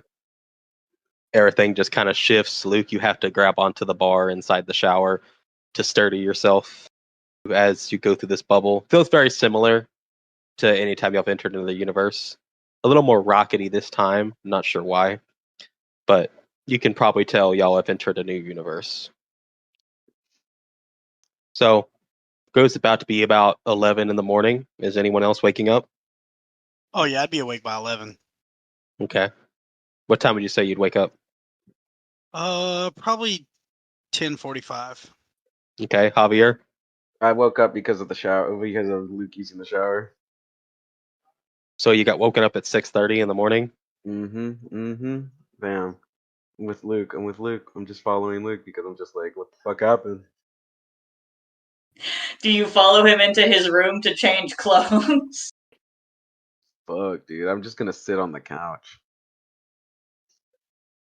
One of the robots is going to bring you Pedialyte. I will. I will accept. Pedialyte, a banana, and some crackers. Javier looks almost disgusted at the food, but like tries to eat it. So y'all are all chilling in the common room when Allie appears. Says, "Oh, you guys are all here." Well, besides Hayakawa, and Hayakawa's in the engineering room. He's working on some stuff, and I think Jiraiya's down in the simulation room. So I don't know if y'all noticed, but we entered a new universe like a few hours ago. Where are we? Yet again, Orion apologizes. It's just something didn't seem right about the energy this world was giving off, and he wanted to make sure that it wasn't Billy, and we were here to stop him if he tried to do anything. Usually, he likes to give y'all a chance. This is 6-L324. Alrighty. What are we gonna be taking care of? Well, we're not sure. It's just it was fine, and then we started to sense some energy, and then it got bigger and worse. And he just said, "Yeah, let's just go ahead and head that way. Everyone's on the ship. We're all fine and good." So we're trying to figure out what it is exactly. But a bit of a development. We have quickly realized. I hope y'all have packed particular clothes. What kind of clothes do we need? It's 1977. We're in the fucking 70s? Yeah, which means I can't generate money for you guys. I mean, I have a bunch of like old vintage t-shirts and shit. I think I'm good. I mean, some of my clothes are probably a little bit like futuristic, but not. I mean, like for the 70s. You know, I got a couple of tank top shirts that I think would work. People might just think I'm just like sort of a hippie or a burnout or something, but it'd be fine. Yeah, I mean, the punk scene was pretty big in the 70s, and I've got like jean and leather jackets, and like I said, I've got a couple of old band shirts. I think I've got plenty of Queen. I think I have like maybe one or two Led Zeppelin shirts. I don't remember the fashion being all that different though. Like, I mean, I was like 8 years old. Like it's Well, for you, probably not, but for the other two that are from 2000s, it could be a drastic change. I'll just like, sort out the appropriate attire, at least pop culture wise. Okay, cool, because Orion's currently asleep, but he said he wanted y'all to get down there as soon as possible to try to scope things out. Javier's just chilling with this sun. Yeah, also Javier found an egg in his room last night. Or he found he woke up with an egg. He woke up with an egg. He was holding an egg when he woke up in the shower. That's what we're gonna go with. I don't believe that he wouldn't be trying to eat it. Nah, Javier feels a connection to this egg. Guys, oh man, the 70s. I remember when I was a kid, I used to watch this Batman show with Adam West. I don't know if you guys know about Batman, but it was old. I guess it was old for y'all, but it was a pretty cool show when I was a kid. My mom let me watch Chips, and Luke pulls out his wallet that has the Batman symbol on it. but what? That's a weird Batman symbol. I like Batman, Charlie. I know about Batman. Nice. So Batman stayed popular. You just kept watching the old '70s show. That's legit. No, so there were some new movies that came out in like whenever I was in high school. Also there was supposed to be a new one coming out this year, well, I guess my year, that I was really excited about seeing, but didn't get to. Anyway, so yeah, this is gonna make me feel like I'm a kid again. I feel like going into the '70s. I'm excited. I'm kind of looking forward to it because like the whole like punk subculture is really cool to me, and the '70s is when it started to like really become a big thing. So I mean, I never really saw it too much. I mean, I saw some kids trying to get into that, but I was never that cool, I guess, or that bold to try to get into it. a lot of what Luke wears is like kind of dialed back, like the not like the '90s punky grunge, but there's like Javier still will. He's just gonna wear his cholo attire, a different set of cholo attire. He's wearing like he's like wearing like Nike shoes that look worn, like jean shorts and like the wife beater with like sunglasses and a bandana. Well, I guess eat your breakfast, and whenever you're ready, I can teleport you down in a good spot. Once we can figure out what would be a good spot on Earth, it is on Earth this time. No space with raging psychopaths on it this time. Oh wait, one more thing before you guys branch off. Orion did want me to mention. So he's done some looking, and this is not going to be news to y'all since you kind of already experienced it. But so you know how like the turtles were there on the one Earth, but they were like fiction in your world. yeah. Yeah. So Orion did some digging, and apparently, when it comes to certain people, if they aren't real in reality for that universe, they're fictional characters, like the turtles.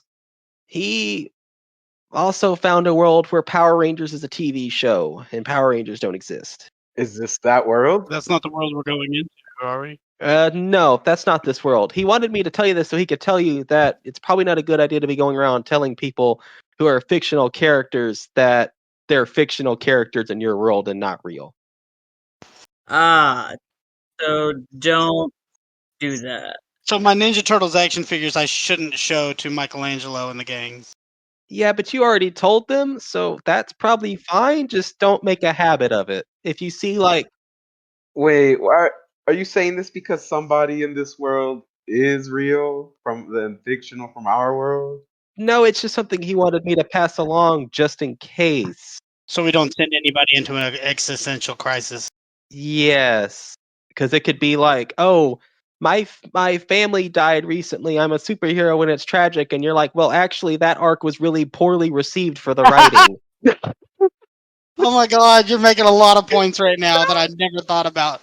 Yeah, that was like my favorite. That was like Yeah. my least favorite arc of your story. They actually, and then it's just like, and then you try to say something like, oh, it's okay. It sucks so bad they brought your family back to life, and he's like, well, my family isn't back.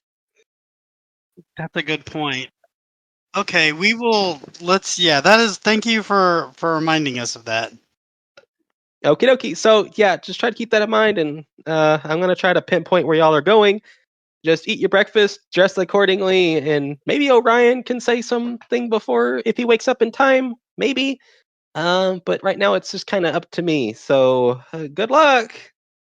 I'm gonna go back to my room and place the egg like where I found it.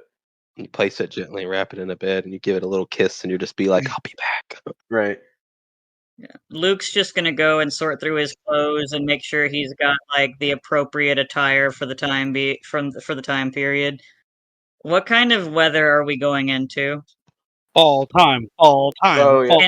Can it be fall time? Oh, I love fall so much. Autumn in 1977, bro. It's It's starting to it's get cool, like cold. it's early fall. It started. The nights are cooler. The days are running a little bit warm, but for the most part, it's fall. And by warm, I mean like 80s, not 90s. Well, low 80s at best. Cool. Luke's gonna pull up in like a fucking, I don't know, Fleetwood Mac t-shirt, some ripped up jeans, his Doc Martens, and one of his fucking blue jean jackets that has like patches on it. Uh, Javier's got like he's like he's got like the khakis on, like the Nikes, and he's gonna have like the flannel shirt and the wife beater underneath. Guys, just let's avoid movie theaters because there's probably going to be long lines. I remember my dad trying to take me to go see Star Wars, and then he saw the line, and we turned around and went home, and so I didn't get to see it in theaters. As y'all get dressed and everything, you'll see that Jiraiya is in the living room as well, somewhat dressed accordingly with what he had. Nice, nice. What's up, urban cowboy? Oh, hey, I heard we're going down to an Earth that's from the 70s. That's actually going to be very interesting, actually. Yeah, you were a kid in the 70s too, huh? Yeah, a little bit of it. I hand him a waffle that I just made some waffles. Oh, I already ate, but thank you. Okay, I'll just keep eating these. Does anybody want any of these? I'm holding them like What are you holding? waffles, Eggo waffles. Javier still doesn't have much of an appetite after last night. He didn't. They ate like half of the banana and drank like all the Pedialyte though. Do we have like granola bars or protein bars or whatever? We should Take some bring toaster tarts with you. No, I'm kind of getting tired of those. I've been eating a lot of them. What about the off-brand ones? I haven't tried any of the Pop Tarts that we bought at Malwart. I guess I'll bring some of those with me. I just kind of pack The a little s'mores backpack. one looked really good. I didn't see s'mores ones. Oh shit! We were at a Malwart around 2003. They might have still had those Spider-Man ones. The movie tie-in ones from 2002. Yeah, they probably did. Oh fuck! Please tell me we got some of those. We could say, yeah, you recognize Spider-Man. Anyone who's packing a backpack, just make sure you have stuff down and genuinely what you're packing in it, and kind of let me know. Send me a DM or something if you are taking a bag and what you're taking in it. I mean, Luke's gonna take a backpack with like a couple changes of clothes and stuff. I'll send you what I've got. Okay. Allie's gonna remind y'all. So beware, 70s. No hologramic communicator stuff. Try not to be seen talking into your watch. Talking into the watch, there seems to be no form of intelligent life. So they're not witch hunt level, but I mean you might freak some people out. Got it. And it's probably been a few hours. Y'all have gotten stuff ready. Anyone who hasn't showered could shower, eaten food, gotten dressed, been a few hours. And Allie lets y'all know. So I have the location for where y'all are going, and it's pretty ironic, all things considered. What is it? Ironico. You're going to Mariner Bay. I mean, we were just there, so. Yeah, and it's usually the home of the Lightspeed Rescue Rangers, but we're not sure if it has Power Rangers or not. It might.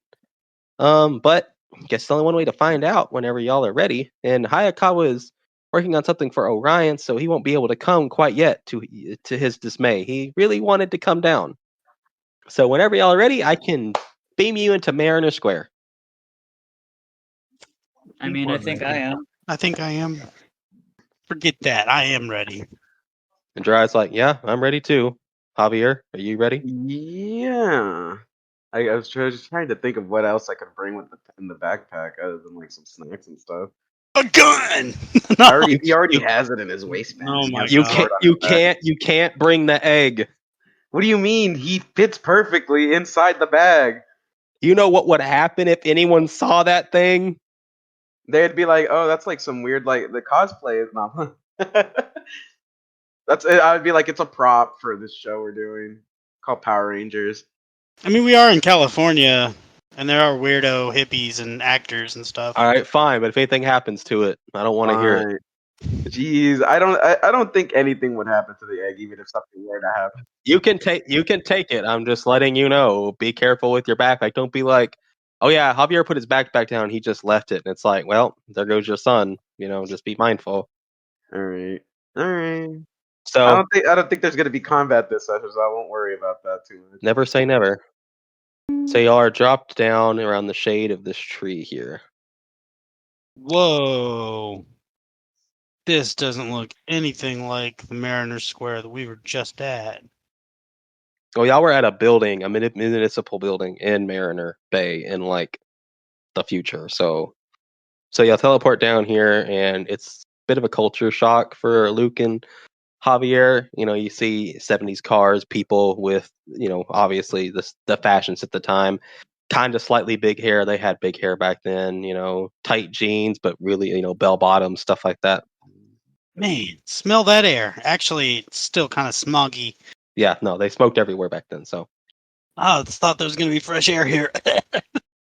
Hey, Luke, at least you can smoke everywhere. Pulls out his Zippo. He pulls out his Zippo and he lights a cigarette. Oh no, I'm going to enjoy this part of it. Everybody's looking at me and Javi like we're weirdos for not having cigarettes hanging out of our mouths. just a random guy. Hey, we don't do that around here. Put the cigarette in your mouth. Yeah. Javier's like, oh, okay, just eat it again. I'm just a baby. Y'all drop down under the guise of the tree. Y'all are looking around, bit of a culture shock. And it's just kind of trying to see what's going on from what you got from Allie. It's just look for something strange. And if you really have to, pull out the scanner device that y'all have from the turtles when y'all were trying to scan for stuff. And just don't get caught whipping it out. All right, Luke, what's the plan? I guess we just kind of keep an eye out to see what's what. Why are y'all still under the guise of the thing? You hear your beep beep beep beep beep beep. What's up, Allie? What's up, Orion? It's me. I've woken up. Sorry I wasn't able to be there before you took off. And I'm assuming Allie told you of the time period and the risks of pulling out high technology. I mean, it's not like they can pull out a phone and call somebody right away. If they see us, we can subdue them. No, I'm just kidding. True, but you could cause ripples in space-time. And we don't want to do that. So, in my sleep, and after I'd woken up, I was able to sense a bit more of this place. Something is weirder than it should be, and obviously not in a good way, but not in the sense that I had previously thought. This world seems to have been affected highly by Billy's weapon. It is perfectly fine. It was not hit by any of the energy, but overall, there's something that that doesn't belong here. Maybe it's from a different universe, or potentially Hayakawa's thesis. It's someone from his multiverse. But the power is too great. So either you're going to encounter someone from Hayakawa's multiverse that is really powerful, or you're going to encounter them in great numbers. But I cannot tell whether or not the energy is fully sinister or not, so be on your toes. Understood. Just scan the area. If it is in great numbers or it's a singular powerful person, it should not be hard to find. You may not be able to ping it right away, but just use the adjuster on the scanner until you can pick up the right wavelength. Until then, I will wait for you to call me. Would rather not put you in a position where, technology might come up to question. We'll keep you posted. And the communication line is cut. Luke will do the little tracker thingy to at least get a general direction of where we need to go. So you pull it out, and the scanner is definitely picking up something, but it appears to be showing you that it's picking up something, but it's pointing in a lot of directions. And then the little screen on it says adjusting, and then it shows a model of Earth, and it shows the signals coming from orbit. Orbit? Why?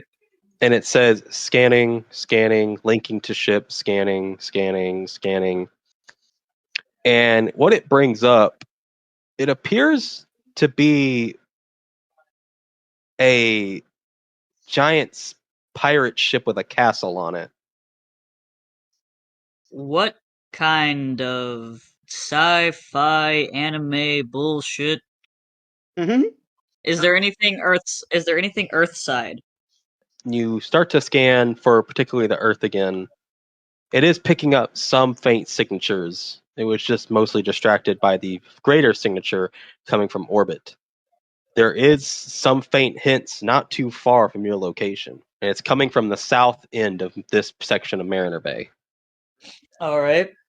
Wait, is this a newspaper stand? Yes, that is a newspaper and magazine stand. If you'd like to take a look at recent events. Yeah, let's check it out, guys. So right off the bat, you do see a recent headline from yesterday's paper saying Power Rangers are back after 10-year hiatus. What? And on the front, you see what appears to be a blue Dolphin Ranger and a green Rhino Ranger fighting what appears to be space pirate men. Well, I think we figured out what our energy signature is, what that pirate ship is. Guess let's let Orion know about the big fuck off pirate ship. Luke's gonna duck down like an alleyway or something where he's out of sight of the general public. You probably just go behind the newspaper stand. Okay, yeah, he'll do that. He'll let Orion know, hey, there's a big fuck off pirate ship in space. And apparently the Power Rangers are back after a 10-year hiatus, and I think the energy signatures that are Earthside are the Power Rangers that we picked up. Okay. We're going to keep an eye on the ship in orbit once we find it. For some reason, our sensors aren't able to detect it. Whatever wavelength you used, there's a few things you can do on the device to send that particular wavelength back up to the ship so we can detect it.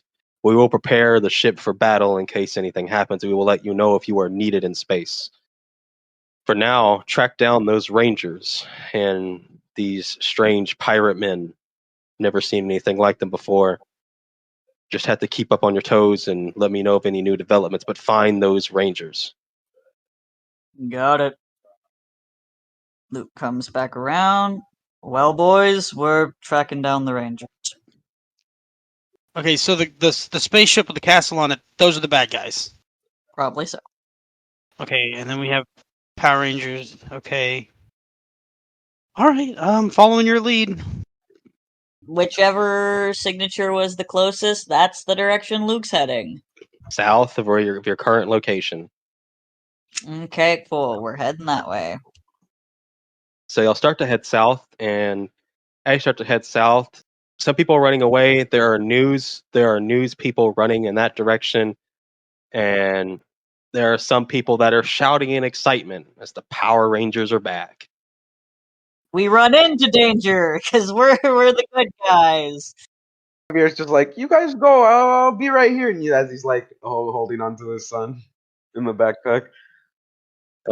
Okay, so as y'all come to the scene, there are there are news reporters around here. By the way, they are trying to get footage of the fight, but currently they are still there. But as y'all come in here, you see these pirate guys are being commanded by this guy over here. He's like a big fish kind of guy. Immediately, you see the Blue Ranger over here. She appears to be female. She's got a skirt. And then you see a male Ranger here fighting off some pirate guys. But the guy commanding them is only speaking in Japanese. Oh, Oh. what is he saying? Luke, you will understand that he's saying, it's a new world. We're not sure how we're here, but let's do it. Let's conquer this planet and get rid of these Rangers. Basically, rough translation. Luke's gonna kind of turn around to the others. I think we figured out where the fluctuation's coming from. These guys aren't from here. So, is everyone comfortable with where they are located before we start combat? Can you ping where the news people are? Okay, they're Oh, up here. Jesus Christ. Jesus Christ. Oh, so if I get on this side of the tree, maybe I could morph. Potentially. Which that's a great idea. Jiraiya's going to move over here to the tree. I'm going to go, guys, and like wave them over. Like to Luke and Javi. Anyone who would like to morph, you can use the tree for cover. Alright. And if you all morph, then you will get the team morph bonus. I was gonna say we don't have to, but I guess. I mean, Luke wasn't going to until the newspaper were gone. Are y'all going to listen to Luke and just wait? Because it's only going to be 2 turns. I always listen to Luke. Yeah. Okay, so we're starting combat. I'm going to pull up the combat tracker. Oh, then I'll just go back to where I was originally. It is Luke is the leader. Luke gets to go first. Whoo! So Okay. Luke comes sprinting up and he does a flying sidekick right into this guy's chest, and the man goes fucking flying backwards He goes on flying. his ass. He goes flying backwards, and he is knocked unconscious. Because with that critical, you one-shot him. Oh, nice. Yeah, he goes flying backwards on his ass. And Luke just kind of Luke just lands gracefully on his feet. That was 15 feet. So I have 20 more feet of movement. So 20, 25, 30, 35 falls in here. And as you run up and kick that thing, this green rhino rager's just like, civilians, you don't need to be here. We got this. And Luke winks at him. Wait, who said that? Green The Rhino? Green Did he Rhino say that ranger. in English or Japanese? English? Okay. Oh, okay. And like I said, Luke goes, "We got this," and winks at him. And it is Jiraiya's turn. Jiraiya's going to head in here to help the blue dolphin ranger. And Jiraiya is going to hit this thing with his American karate. Hey, we know the same style. Jiraiya comes in and hits this man with while he's distracted by the blue dolphin ranger, and absolutely kicks the shit out of this man. Javier's turn. I get right here to try and block them off from the camera crew. I fucking do like a sweeping leg kick to the knee, and as he fucking like gets down, I fucking punch him down. Like as he tries to look up, I punch him in the face. And you knock him up and on his ass. All right, now Charlie, it's your turn. I'll just attack this dude. Maybe I can kick him into Javi, or I don't know. I'm not gonna call that. I'm just gonna try. Do that. Do a solid like roundhouse or a hook kick. Come on, get him. I'm really just kind of putting my foot and then shoving him, like. So, kind of a sidekick. Damn. It's okay. He's still learning. Yeah. Yeah. And that's fine. I think that's good for the story that I try to do something and fail. Okay, we're gonna go to the other rangers. This blue dolphin ranger, it is gonna be her turn. So she uses her martial arts ability, which is only down to self defense, but is able to knock this pirate guy on his ass. And with her movement, she's going to move over to this one. She moves over to this one in preparation, and she says to Jiraiya as she's leaving, she's just like, "It's like, well, if you're here to help, I guess you can help us. We're just not used to this sort of thing. We don't even know who these guys are." And then now it is going to be the Rhino's turn, and he's going to take formation since Luke is not leaving. And this Rhino guy is going to pull out his martial arts knowledge and fail. Uncoordinated attacks. And he's not going to be able to land. Luke, you can tell he's kind of struggling. He barely has any martial arts at all, if none. Oh, my boy. So it is now the pirate guy's turns, and the big guy here at the bottom is going to use his ability to tunnel under the ground for extended feet, and he should be able to make it 5, 10, 15, 20, 25, 30. He's going to get over here, and he's going to see the news crew, and Luke can hear him say something about nuisances and stuff like that, and he's got this big bag, and he pulls the tie off of it, and sand starts coming out and swishing around the news crew until they are eventually scared away, and then he stands there. So the news crew left early. So, but they didn't get hurt. No, he scared them away with sand wind. Okay. They probably would have gotten hurt if they'd stuck around, but they just decided to say fuck it and run. Now it is the pirate guy's turns. He's going to go after the blue dolphin, which his name is Jackie, as y'all can see. And this pirate guy is unable to hit the blue dolphin ranger with his swashbuckling techniques. Next, we are going to go to Charlie. Charlie, what is your toughness? Nope, still unable to hit you with his sword as you are easily dodging. As neither of these things, they make less sense than putties in your eyes. Luke, what is your toughness? Luke, you get slashed, Luke is ouching a little bit. so you take 2 damage from that. And then that one, yes, that again, this one is going to start making his way to Javier. He's I was about to make my way towards him. he wasn't quite able to make it. This one's going to close in behind Luke, and it's now back to the top of the turn order. Luke, it is your turn. I'm gonna use my civilian power because it takes an action to use the health kit, but it just takes Personal power to heal. personal power to heal. So I have 2 PP. Hey, I am back up at full. Not only are you back up at full, you rolled a critical with your skill die, so add 1 temporary HP. Cool. Rallied. 1 temporary HP added. So then, as my action, you guys see Luke kind of like a weird green aura goes over him, and he suddenly looks like he hasn't even been touched. And he glares at this man in between him. Yeah, you see him heal himself up, and then he pulls out his morpher. Green Pit Viper! Tap into the Fury, Nature Fury, and he... Luke's gonna do like a little kind of like hop kick and just reverse crescent to this man's face. And as you morph and do that, the Green Ranger, across from you, just says, "There are more? I was lied to." And as Jiraiya sees Luke morph, Jiraiya is going to do the same thing. He's going to pull out his Duron Changer and say, "Duron Changer, Ninja Black!" as he transforms into the Ninja Black Ranger. As he does that, he's going to come over here and help out the Blue Dolphin. Jiraiya pulls out his secret sword Kakare Maru and absolutely obliterates this man with a slash of lightning as it gets decimated into dust. As the Blue Dolphin Ranger is severely impressed with his capabilities. And then we're going to move on to Javier. Randomize. Let's see which one we get, baby.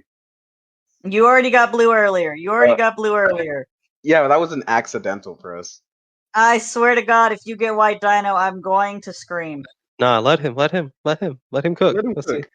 Let's see if he burns himself. He burned himself. God! No! God. No! You know what? Joe was right. I did get blue. No, so okay. You got blue earlier. Earlier. Jason will allow me. I'll just roll a D4, man. Roll a D4. Go ahead. Roll that die. Flip that coin. I fucking hate this. I hate it here. I fucking hate it here. Time. You are up to hate it here. 8. You are almost at 10. Luke is going to kick Javi's ass after this fight. You rolled another fucking 4? Yeah, I did. I'm quitting the team. Oh my god. Javier. The fight's gonna end, and Luke's just gonna fucking kick Javi's ass. And we just say it was a fumble, and like I meant to morph into the other one, and actually morphed into hey, if you're gonna be the White Dino Ranger, go for that monster. Like fuck the pirate. So I put it on your sheet, so I won't forget. You're at 8 out of 20. All right. I went White Dino because I'm going after the monster. You'll use that. You know what? I'm gonna give this to you. I already, even though you mentally fucked up. As you approach this monster, it's gonna say something in Japanese. Luke would understand it as "Not so fast! I'm not even here," and he's gonna turn into sand. He's not there, so he's gone. If you were gonna attack him earlier, make you attack him to figure out he's just not there. It's a sand clone. But since you decided to fuck yourself so hard, I decided I'd lube you up a little bit and not make you waste an attack. Great. But Javier, I will say, as soon as you choose to use the White Dino Morpher, as you morph, you feel everyone's so stupid, you know? Charlie, Orion, they're so fucking dumb. Nothing's happening. You feel amazing. You're just like, I don't know what they're complaining about for real. They're haters, honestly. Also, you know what? If you hear about Marcus one more fucking time, you might kill him. I am gonna kill Marcus if I do hear about him again. Honestly, I'm getting sick and tired of hearing that motherfucker's name. So as Javier approaches, you see him Jesus kind of- fuck. just kind of strike a pose and say Super Dino mode. Javier's voice is a little deeper for some reason, by the way. So he's in Which Super means Dino mode, and I this roll poor, with advantage. and if you use the White Drago sword, That's exactly what I'm using. so he's fucking dead. And this only this one right here, the one in front of Luke, is close enough for you to use the extra effect. Okay, so it's up to 2 targets. Okay, so I kill this guy basically, and I'm Yeah. gonna hit this one and this one. 1 energy, so they each take this one over here. After you demolish this thing by slashing into it, you quickly draw up 2 arrows with the White Drago sword and just fling them. And one goes over here and penetrates this one, absolutely decimating him. The one in front of Luke absolutely gets demolished, and then the one in front of Charlie gets injured by it. Charlie, it is now your turn. Companions convert. Yellow house cat. And you, as you hear that, you can hear the blue dolphin yell out something just like, "Wow!" You hear her say something about a lion. You can't quite make it out. And paw claws. Kind of do like a quick shove, and then he falls back into Javi, and Javi just like. As you kick him towards me, Javier does like a spinning roundhouse kick to this guy's like neck. Nice. And that takes him out. All right.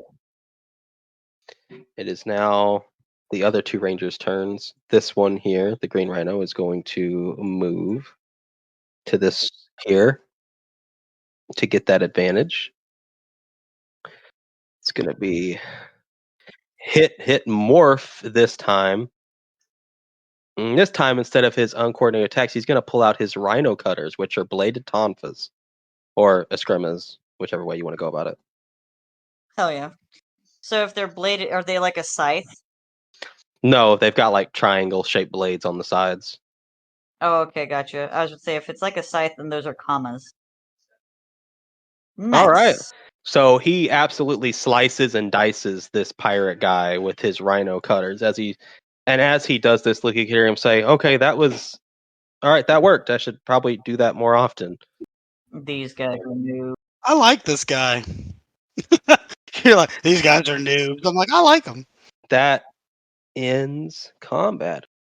To convince Javier to demorph, you'd have to roll a what's it called? Social. Oh, Whatever. that's With me. disadvantage? That's something that I'll do. I'll walk up. Persuasion. That's a Charlie job. I walk up and I go, the sun's getting real low. Oh god. I put his hand in mine. No. The way he thinks that we're all stupid, if he unmorphs, will that kind of go away? You know, I'm in Super Dynamo, so they have to roll with advantage. I mean disadvantage. As a White Dino Ranger, my social, or would it be cleverness or willpower? They're trying to convince you they're not attacking your mind. They're just talking to you. Okay. So it's gonna have to be a 16, his social and cleverness, which is 3 and 13. I'm gonna say, Javi, are you sure you should be in that mode? Maybe I don't think it's needed for this. Why don't you unmorph, buddy? And then Yeah, now's really not the time for this. Oh fuck! Damn, dude. Yeah, Charlie's good at this. Yep.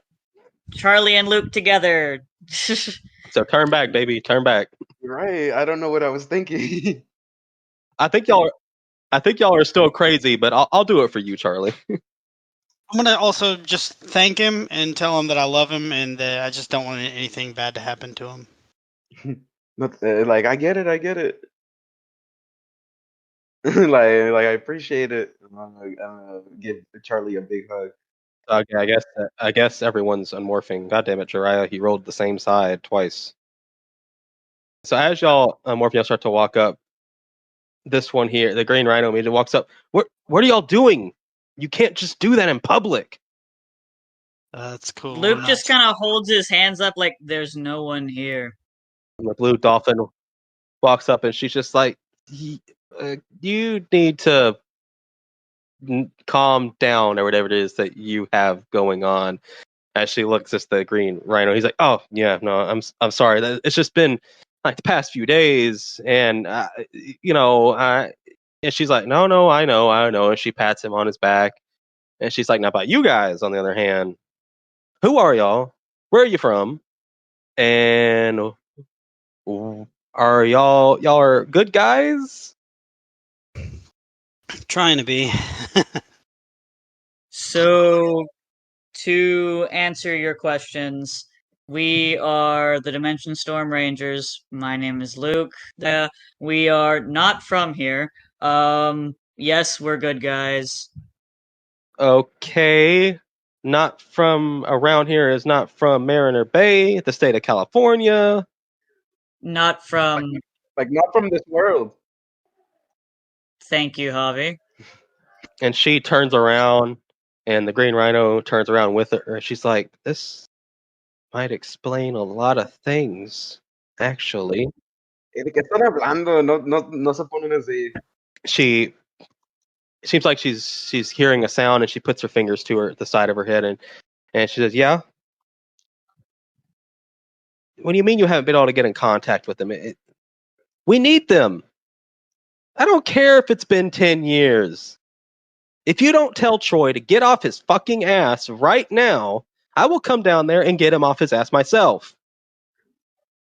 Oh, Hey, yo. so We'll follow up with Carl. We've encountered, and she turns to y'all, some new elements. We'll come back to home base pretty shortly, and then we'll go grab Carl. He's not hard to find. Luke just kind of raises an eyebrow at her. And she turns around. Okay, so if you guys are as good as you say you are, and you're here to help, well, you can come with us. We're gonna go back to base. And then the Green Yeah. Rhino's like, "Are you sure about that? We don't barely even know these people." And she's like, "Look, they were willing to help us before they could even transform. Either way, they're gonna come with us." He's like, "All right, you know more about this than I do." You seem kind of new to this. Yeah, this is like my third or fourth time actually wearing the suit. I know the feeling, bro. I walk up and I put my hand on his shoulder and I'm like, I know the feeling. I really like the design of the Green Rhino Ranger. And he kind of goes off to say, Blue Dolphin did this 10 years ago, a lot of it. I'm just new." And she says, "All right, y'all know how to teleport?" Yeah, we do. We do? I look at Luke. "All right, give me just one moment." As she turns around, puts her finger. "All right, we're going to be teleporting," turns back around. "4 new people. No, they're allies, I'm pretty sure. Just whenever you're ready, we'll come down to base. Okay? All right." Says, "You got devices that help you teleport?" Luke just kind of holds up his wrist. She looks at it. "Interesting." And she says, "It might be easier. This technology is more complex. You know how to enter coordinates?" Should be able to figure it out. And she says, "Okay." And she reads you off the coordinates. "You're going to want to set that below sea level." She gives you a Pacific number. Luke will put it into the coordinates. He'll put it in the morpher. We just fucking implode because we got it wrong. All right. We're going to teleport. If you can teleport, you should wind up where exactly we are. And y'all are teleported, and y'all wind up right here. You're not quite sure, but if you look out these windows, you can see you are below the ocean. Whoa, this is amazing. Look, guys. Look at that school of fish. Now, this would have been cool. Like, I like space and everything, but this is really great. From this room over here, you start to hear really loud, kind of sounds like heels, to be honest. as a woman steps out from the doorway. And she says, "Oh, I'm glad to see y'all made it. I'm the Blue Dolphin Ranger, by the way. My name is Jacqueline Jenkins, but most people call me Jackie." Luke kind of cocks his head to the side a little bit. Cool. Like we said earlier, I'm Luke. And then you hear stumbling as another man starts to step out from the doorway as well, very clumsily stepping about. He says, "Oh, thank God they made it." He's like, "By the way, my name is Benjamin Beckett," and he reaches his hand out for anybody who will shake it. I shake it. I shake it. Luke will shake the guy's hand. Jiraiya will shake it. He's like, "Glad to have y'all here. I'm not of much use. I've only recently became a ranger myself." Looks like Christopher Reeves. Listen, hey, why is it that we only see you guys out in public and y'all were the only ones in the newspaper that we saw? Jackie speaks up. "You see, we did all this over 10 years ago. Our entire team has been split up. We're not even government funded anymore.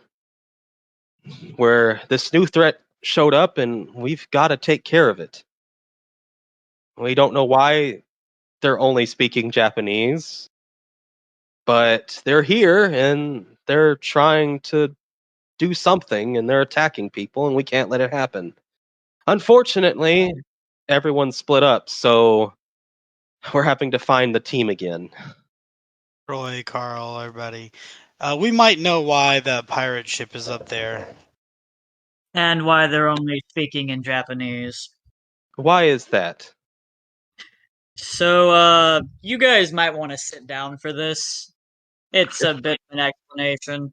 Yeah, if we have somewhere to sit down, because it's a long story. "Well, I don't have anywhere to sit down, but we need to introduce you to our technical advisor. He's a really smart man, and well, it better be you to just tell it to everybody that's here, so we don't have to repeat ourselves. So you don't have to repeat yourselves. If you'll follow me." All right. And she starts leading y'all up into this room up here. And as y'all come into this room, she looks around here and she's looking around. David, where are you? I know you're in here. You never leave this room." And you hear a man speaking from under the desk. "Oh, I'm down here, Jackie. I'm still working on a few things, getting all the parts and your devices back up and running. I seem to have dropped a few pieces of equipment." She says, "Well, I got our new allies here, and they got a lot of explaining, and I figured it'd be easier for them to not repeat themselves. I mean, I'm really smart, but you're smarter than me." And as this man comes up from under the desk, this is what you see. David Banner.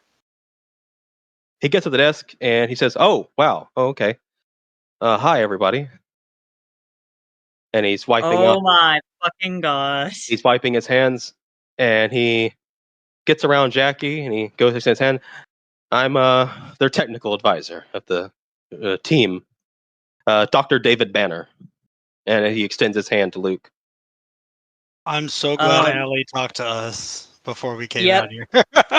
Yep. Luke Hammond. I'm the leader of this team. "Oh, wow. Are you a Red Ranger too?" No, green. "Oh, okay. Green. Yeah, right." Sometimes And red. Sometimes red. That's sometimes red. It'll be explained. then he looks at Charlie and, "You are, sir?" I'm Charlie Park. It's nice to meet you, Mr. David. "Nice to meet you too." And he goes to Javier and Jiraiya and extends a hand. I shake his hand. I'm like, Javier. "Nice to meet you, Javier." And Jiraiya's just like, "Jiraiya." And he says, "Jiraiya. Japanese, right?" He says, "Yeah." He says, "Oh, well, I was raised in America." He says, "Interesting." And he's just like, "So, I heard you got a lot to tell me." Luke's just gonna start from the top. So if you want me to stop at any point to ask questions, just let me know. I'm gonna run y'all through this as quickly and smoothly as possible because I've had to give this spill a couple times now. And he basically does the whole like we're from different dimensions. We got pulled together to stop some asshole named Billy Cranston of Earth 1C because he's fucking up the multiverse and he's blowing shit up. And the reason why the bad guys are speaking Japanese are because they're from the Super Sentai verse, which is where Jiraiya's from and where our tech advisor Hayakawa's from. And he gives them the Cliff Notes version of all the important points. And David is leaning back against it. So, string theory. Yeah, kind of. Every decision we make and or don't make basically creates a new world. And either they're very slightly different or they are completely just unrecognizable. Exactly. So you're going to help us get rid of this new threat. Yes, that's why we're here. Our radar picked up a major grid fluctuation, and the pirate ship is assumedly what that is. So you know where it's from, but you don't know exactly what the threat is. No. So the Sentaiverse is an entire multiverse separate from ours. But with similar things. And it's very similar, yes. And when Billy set off his bomb or whatever it was, it cracked our outer shell, and in doing so, things from our worlds bled into theirs, and they bled into ours, which is why Jiraiya's here and why those pirates are here. Interesting. Well, we're happy to have you. We've been stumped for a few days where these people may have come from. The last threat this team faced was demons. So having all this is a lot for them to take in, especially since the whole team isn't here. We're still missing our other 3 members. Who are the other 3? Jackie's just like, well, Carl is easy to track down. I know exactly where Carl is. He doesn't exactly stay under the radar, masquerading himself around as Lion Man, which, protecting people, Carl had a thing for it. I'm not going to judge him. Still doing good out there. At least he's using the powers we were given 10 years ago and still doing something good with them. Troy is an asshole, a piece of shit, and quite frankly, I don't think we need him. And David's just like, Jackie, I know you told me a few things about Troy, but getting someone new attuned to the powers is not exactly easy. It didn't work with me, and it barely worked with Benjamin. Benjamin was just like, yeah, and I'm not quite sure that I'm the best fit, David, as Benjamin just kind of looks down. David's like, no, you're doing a great job for being thrown into this so suddenly. And then Jackie's just like, anyways, now the one is going to be the hardest to find is going to be Marcus. Marcus? Yeah, Marcus. After the whole event 10 years ago, went off the radar. Haven't been able to find him. Not even a hint. And he's alive. He's too stubborn to die. It's just going to be tracking him down that's going to be the hardest thing. Out of curiosity, what is his last name? Moreland? Luke deflates a little bit. Like, visibly, the stress on his face lessens. So, if you guys are here to help, getting our team back together fully would really help us out. Starting with Carl. Yeah, what do we got to do? Well, I don't think talking him is gonna take a lot of effort. Once he realizes a threat this big, he'll come running back to base. Troy and Marcus are going to be the hardest ones to talk into. Marcus may not be that hard to tell, it's just finding him. Troy is going to require a harder approach. Yeah, just point us where Carl is, and we'll go talk to him. And then as far as finding Troy and Marcus, I'm sure we'll figure something out. Well, Carl isn't too far away. As far as we know, he's living out on the outer of Mariner Bay. But contact information, records keeping, we don't have phone numbers. we basically got to go through public records to try to find everyone. But as far as we know, he is living on the edge of Mariner Bay, and it probably won't take hard to find him. You could probably dress up as a robber and try to rob one of your friends, and Lion Man would show up. I really like the idea of Lion Man. I'm excited to meet this guy.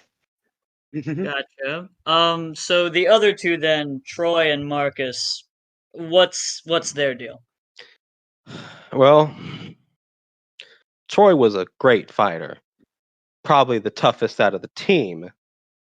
But Troy had an attitude problem, didn't like leadership, even Marcus's leadership.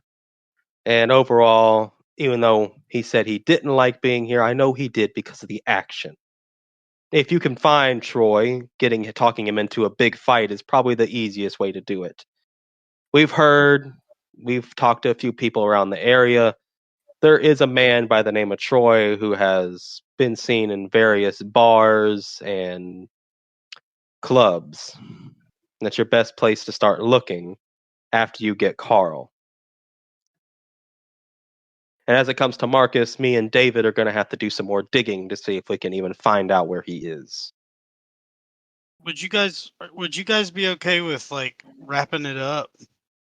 Oh, and no, I was about to end it right here anyway. Okay, sorry. So Jackie's going to say, and whenever y'all are ready, you can take Benjamin with you, and y'all can go find Carl for us, please. And Carl and them, have they even ever met Benjamin? No, they haven't. Benjamin only came recently. That's a whole story for another time when we have more time. But Benjamin will be some use. He's pretty smart, even though he says he's not. And also, if you aren't from here, having someone who knows the area would also help. All right. Well, sounds like we have our first objective. David will also say, and if you ever need to communicate with me, I could probably link up your devices so that way you can get in contact with us. Yeah, we should do that. So before y'all leave, y'all let David sync up your devices with the communications here at home base. And before y'all head out to find Carl and Troy, that is where we're going to end session. So this is a reimagining as if what is it, Live Man? Yeah, live man. Had been translated to American audiences in the 70s, and you've got 70s actors playing these characters. I fucking love it. I love what you're doing. Wait till y'all see Troy, Carl, and Marcus. I'm excited.